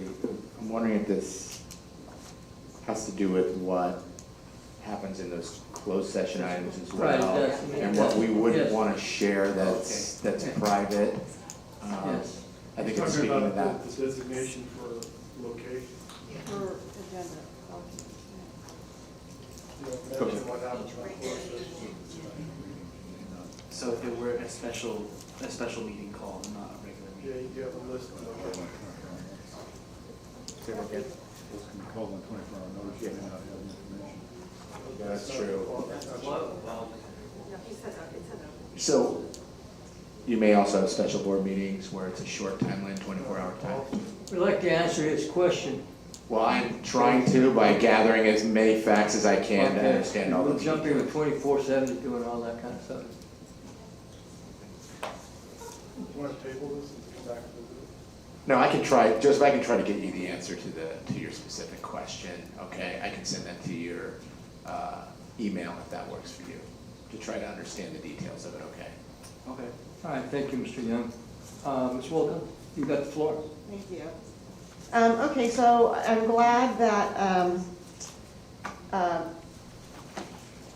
Mr. Young pulled policy 1113 because I had some questions about it, but I'm also questioning because what policy 1114 has some references to 1113 that maybe they should be pulled together. And so that was going to be my question, is you might want to, because it does reference in the on the second page, the next to last paragraph says that there are some things specified in board policy 1113. So you might want to consider pulling them together. So that was just my comment. Thank you, Mrs. Wilkins. What we're pulling it for specifically is not related to that aspect of 1113. And what we're trying to gather information on to make sure we understand the facts. So thank you. Okay, any other comments from the audience? All right, let's proceed with the agenda and have Dr. Sally, you have 4. Thank you, President Nava, members of the board. Mr. Young, there's 2 additional policies presented for revision. The policy 6161 regarding books and materials, updated, I think, 19 years previous. Some language is added simply to bring it more in line with our settlement, our Williams settlement work, which each August, September, we verify, the board passes a resolution for sufficiency of textbooks. So there is some language added to the second paragraph to acknowledge the Williams criteria. And then policy 6170 addresses an amount of TK transitional kindergarten language that this is, I think, also about 10 years out of date.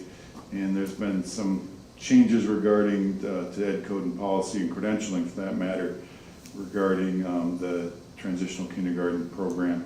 And so what you'll see on here is some modifications for identifies the age of the students in the program and when they're entering or exiting the program, criteria for teachers and paraprofessionals as far as their credential and their certification. Curriculum addresses the needs of students at the TK level to transition into kindergarten and first grade.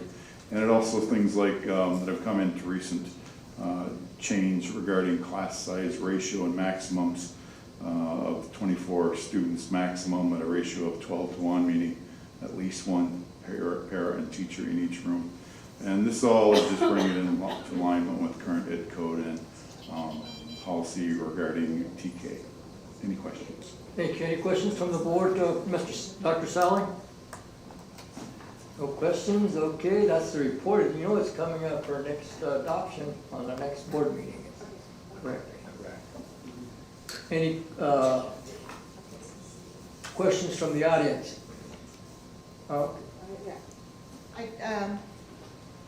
Lisa Wilkins, LEA president. So I do have a question on the TK.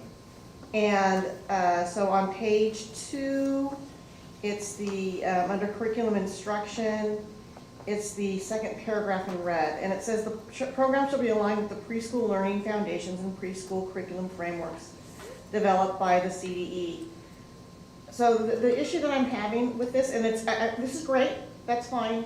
The issue that I have is that preschool teachers get time at the end of the day to do all the record keeping that's involved with the preschool learning foundations and curriculum frameworks. Right now, TK teachers are being treated like kindergarten teachers, and they're required to go and push into classrooms after their students have left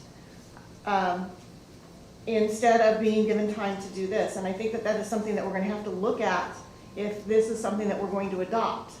TK is kind of one of those things where you've got one foot in kindergarten and one foot in preschool. And we kind of have to make some decisions on really where are both feet going to be.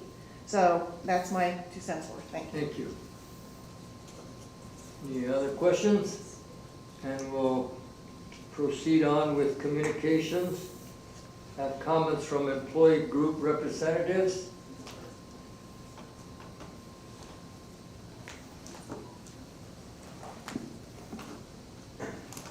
Thank you, Mr. Nava, Mr. Young, members of the board, Desiree Wise with CSEA, remembered my name this time.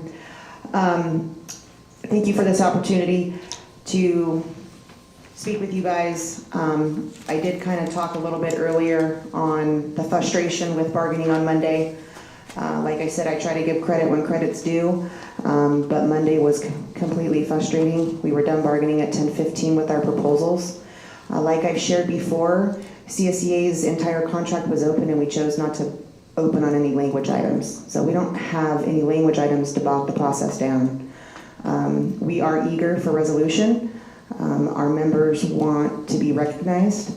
And a few of the frustrations I would like to share with you regarding Monday was we had an original scheduled date, which was then moved. It was moved up by a week. And that's why it was frustrating when your bargaining team did not have a response to our counter. If the board didn't have time to come to a consensus, then perhaps we should have just canceled. I don't want to meet just to meet, and I don't think our team does either. And it just felt like they were checking a box off that they had a session with us for the month. It was not meaningful. Like I said, I had to demand a bargain the MOU contract, and it just didn't feel like a joint effort. Like I said before, that typically is done simultaneously with both groups, and the document reads exactly the same in the past. The other, I have notes this time. One of the other frustrating things is there's 3 main focal points of the proposals, and the district hasn't moved on anything. Maybe 0.5% with COLA.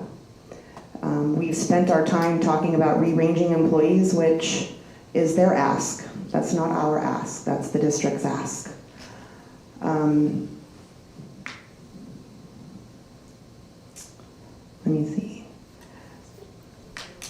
So the other thing that I wanted to talk about was the one-time funds. I know I've talked about this before. I try not to beat a dead horse, but I would like to remind you that CSEA is asking for an equal amount. We're not asking for more. The way that the money is being divided up, I understand you're not going to make everybody happy no matter what your decision is, but CSEA feels strongly that the way that those funds are dispersed is a board decision, and that's why you were elected to serve on the board to make those decisions. We feel that leaving those decisions up to the labor groups is doing nothing but providing and contributing to more dissension in the groups. A custodian is just as important as a principal, and a secretary is just as important as a cafeteria worker, and vice versa. It is not fair that that money is being divided amongst how we make up the budget. I think if you really try to be fair, you should look at that pie and figure out where those 15 million, like Lisa mentioned, where those $15 million came from, because it came from our vacancies, and it came from LEA's vacancies. And CSEA will get the least amount of money, and that's how that pot of money came about. I would like to remind you, during the pandemic, CSEA was on the front lines. This district cannot function without us. And we feel that we are not being recognized equally. And like I said, we're not asking for more. We're asking for an equal share. Thank you. Thank you, Ms. White.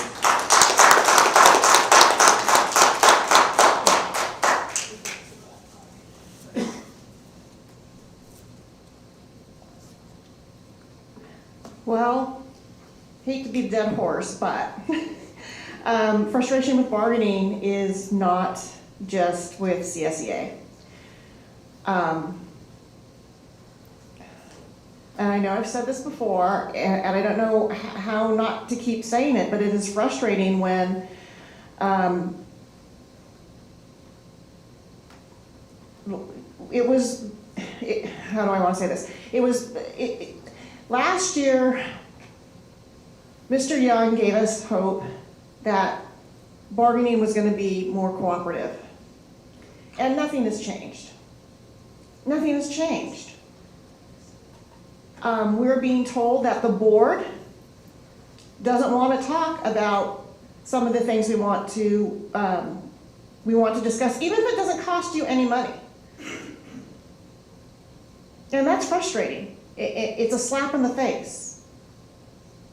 Cooperatively, I would like to see us have better processes, better contract language that makes it clear on some of the ambiguities that we have. I can't talk today. I should have had caffeine before I came and I didn't. But anyway, we need to clear things up. And I don't know what you guys talk about in closed session, but to hear that coming from your lead negotiator's lips, who is not a member of this district, by the way, but is a hired attorney, is very discouraging. LEA, who you saw, who are all here, we want the respect.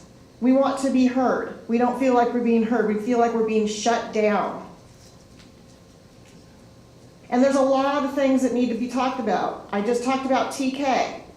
I know it's not in our contract. Our contract opened up. We came in with pages of changes.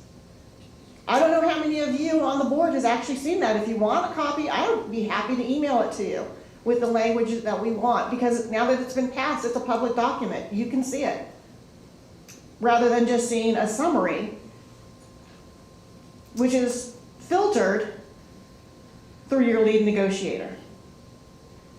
I want to invite every single person on the board to come sit in to our next bargaining session on November 20th.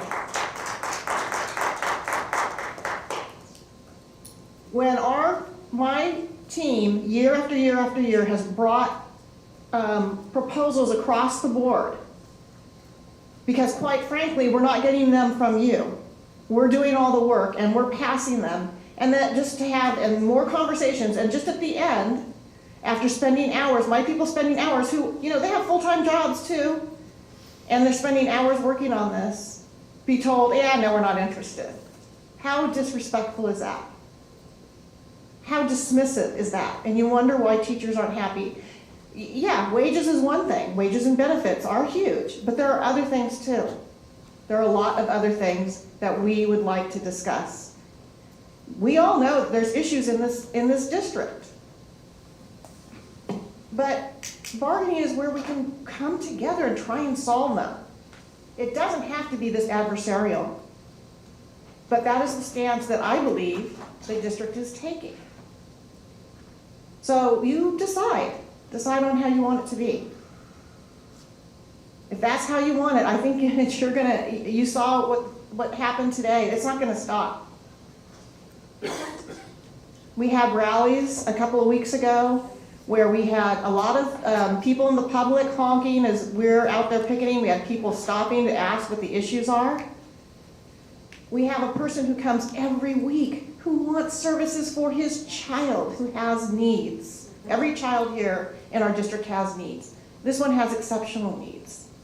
And yet again, it keeps falling on deaf ears. Reach out, talk to this person. Let's come to a solution. But we can't if there are deaf ears. Thank you. Thank you. Any other representatives? Any comments from the board members? Start to the left, Mr. Porter. Yeah, sure. All right. I look right, because I'm right-handed. Take this out. My comments are going to be real quick. Yes, sir, thank you.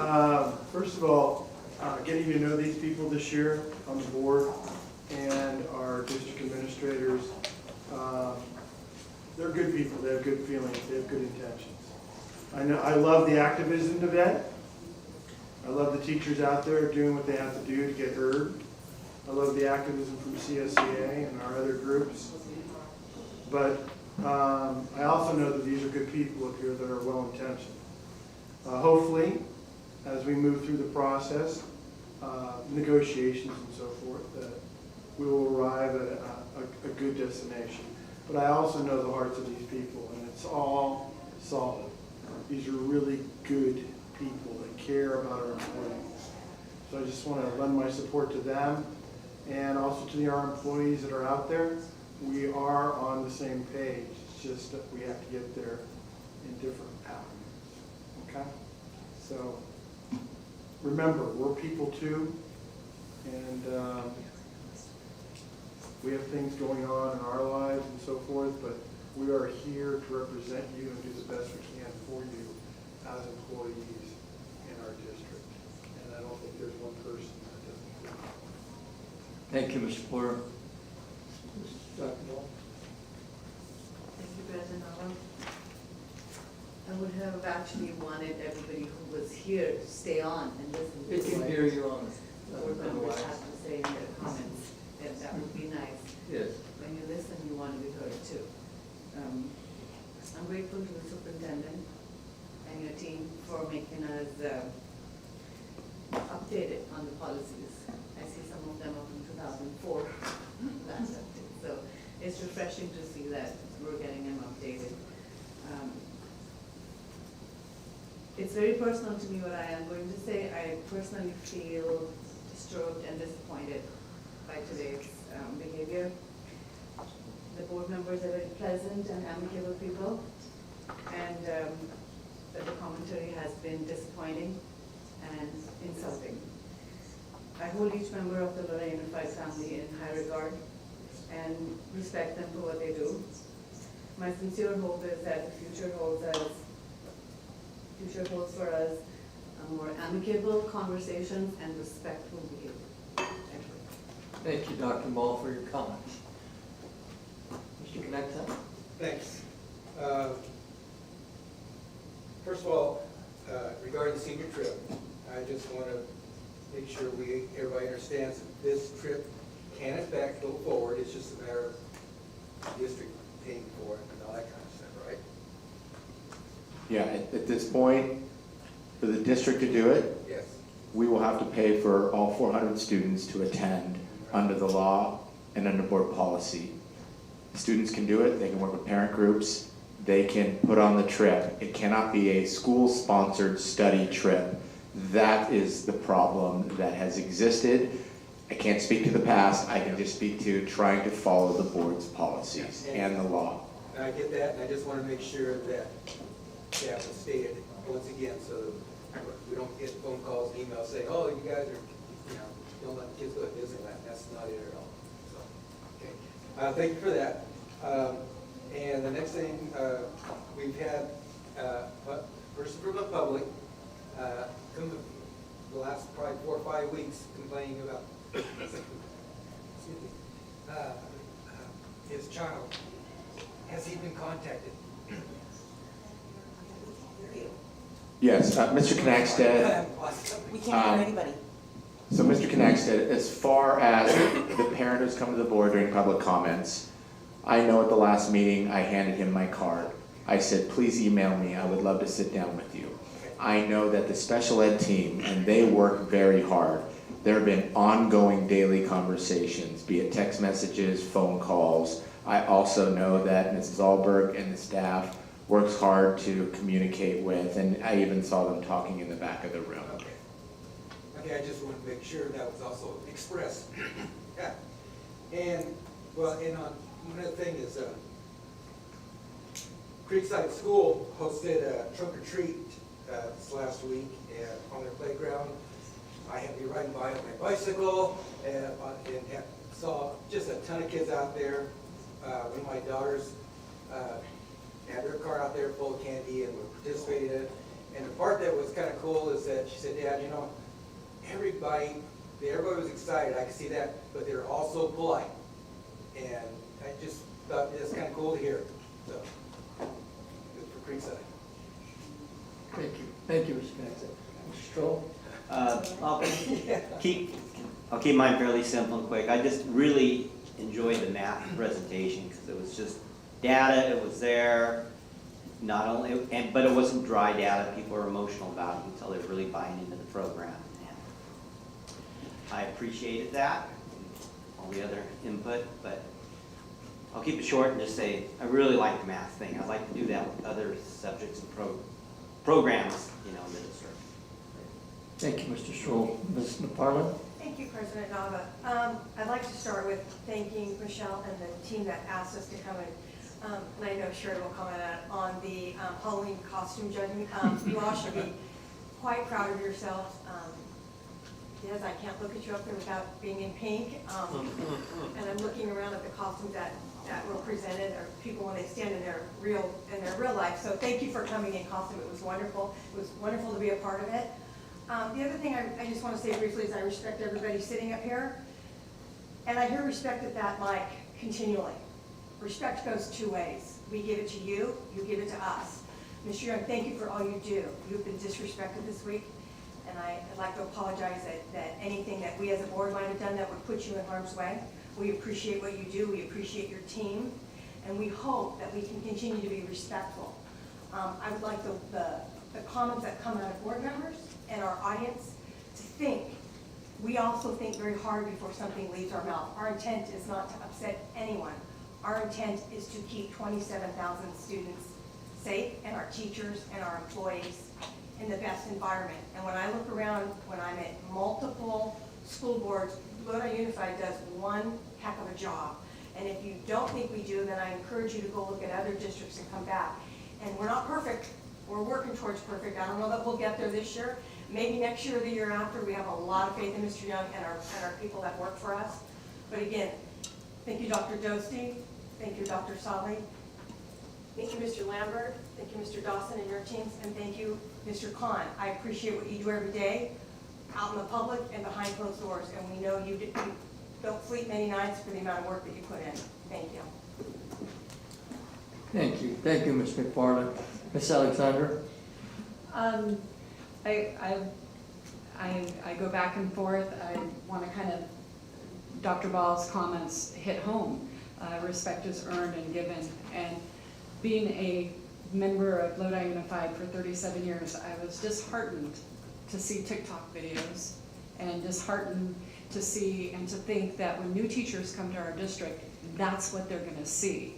If I were a new teacher and I saw that, would I want to come here?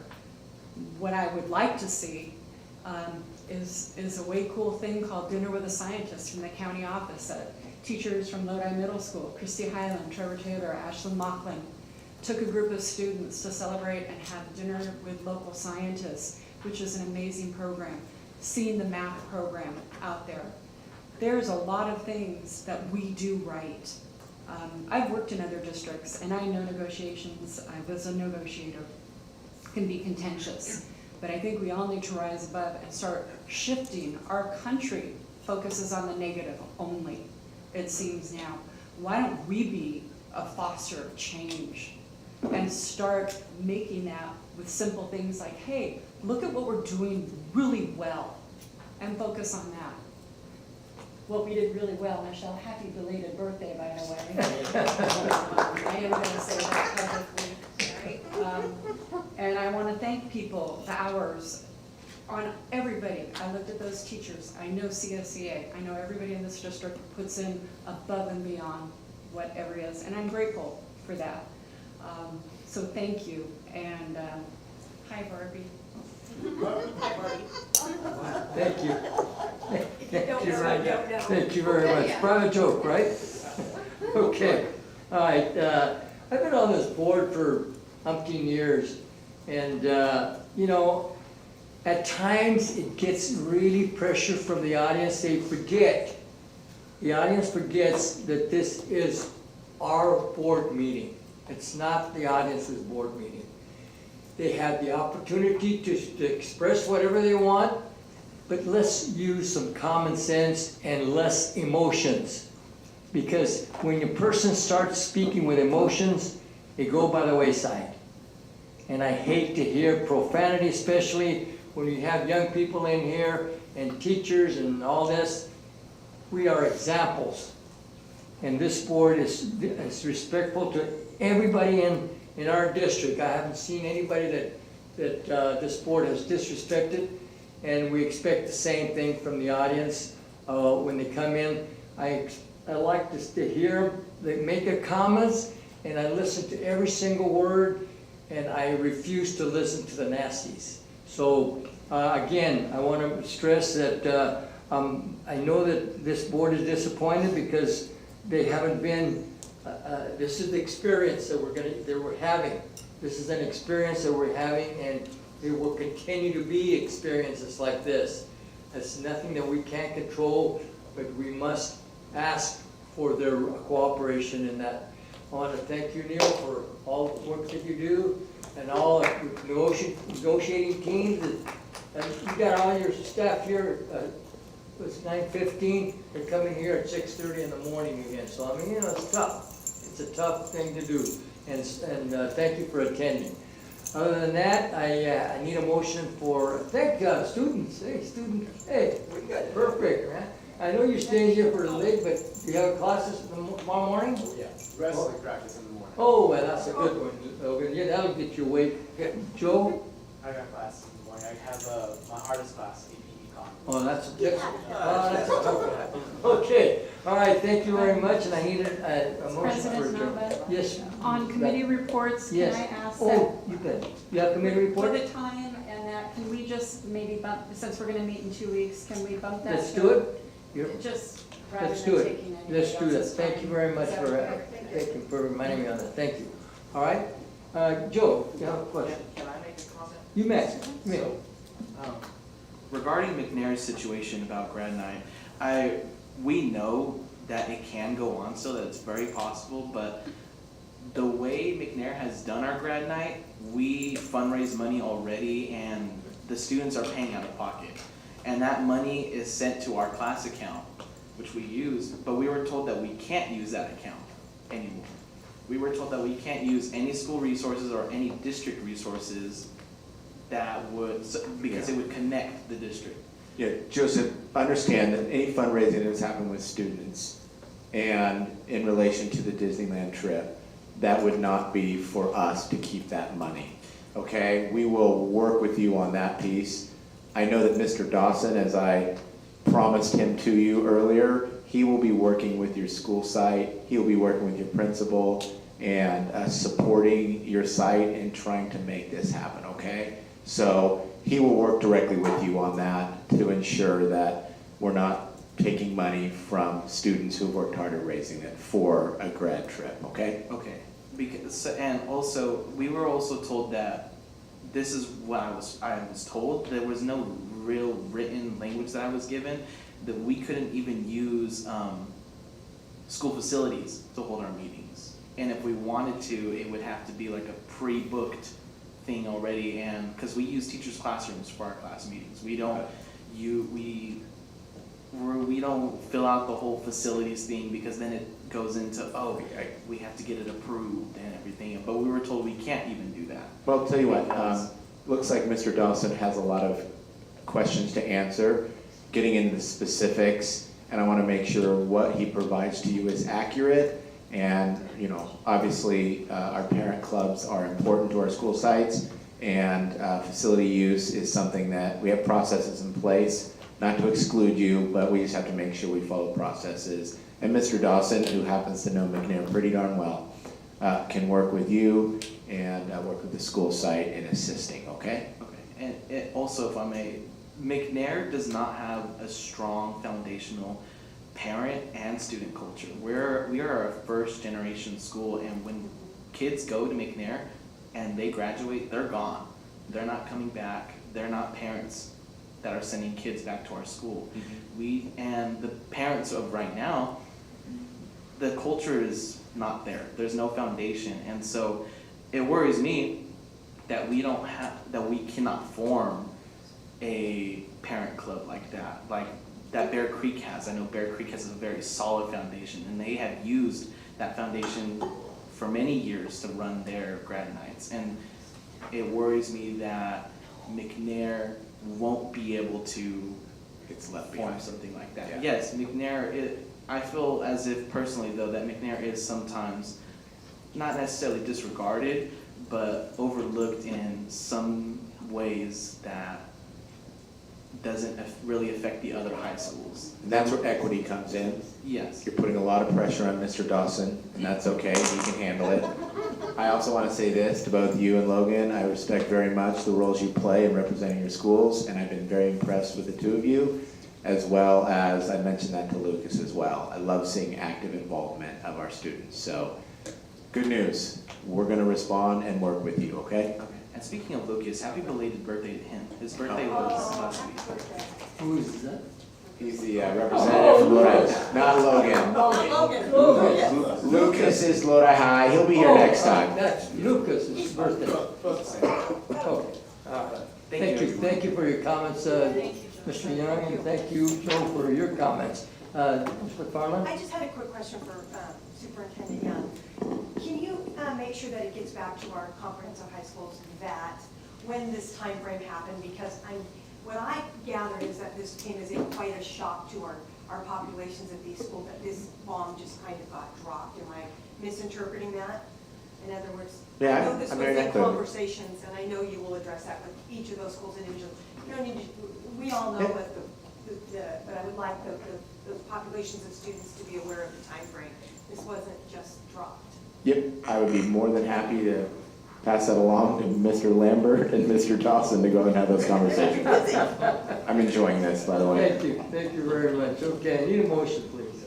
Motion by Mr. Porter to adjourn, second by Mr. Nava to adjourn. All in favor, aye? Aye. Opposed? Okay, motion carries. I can make a motion.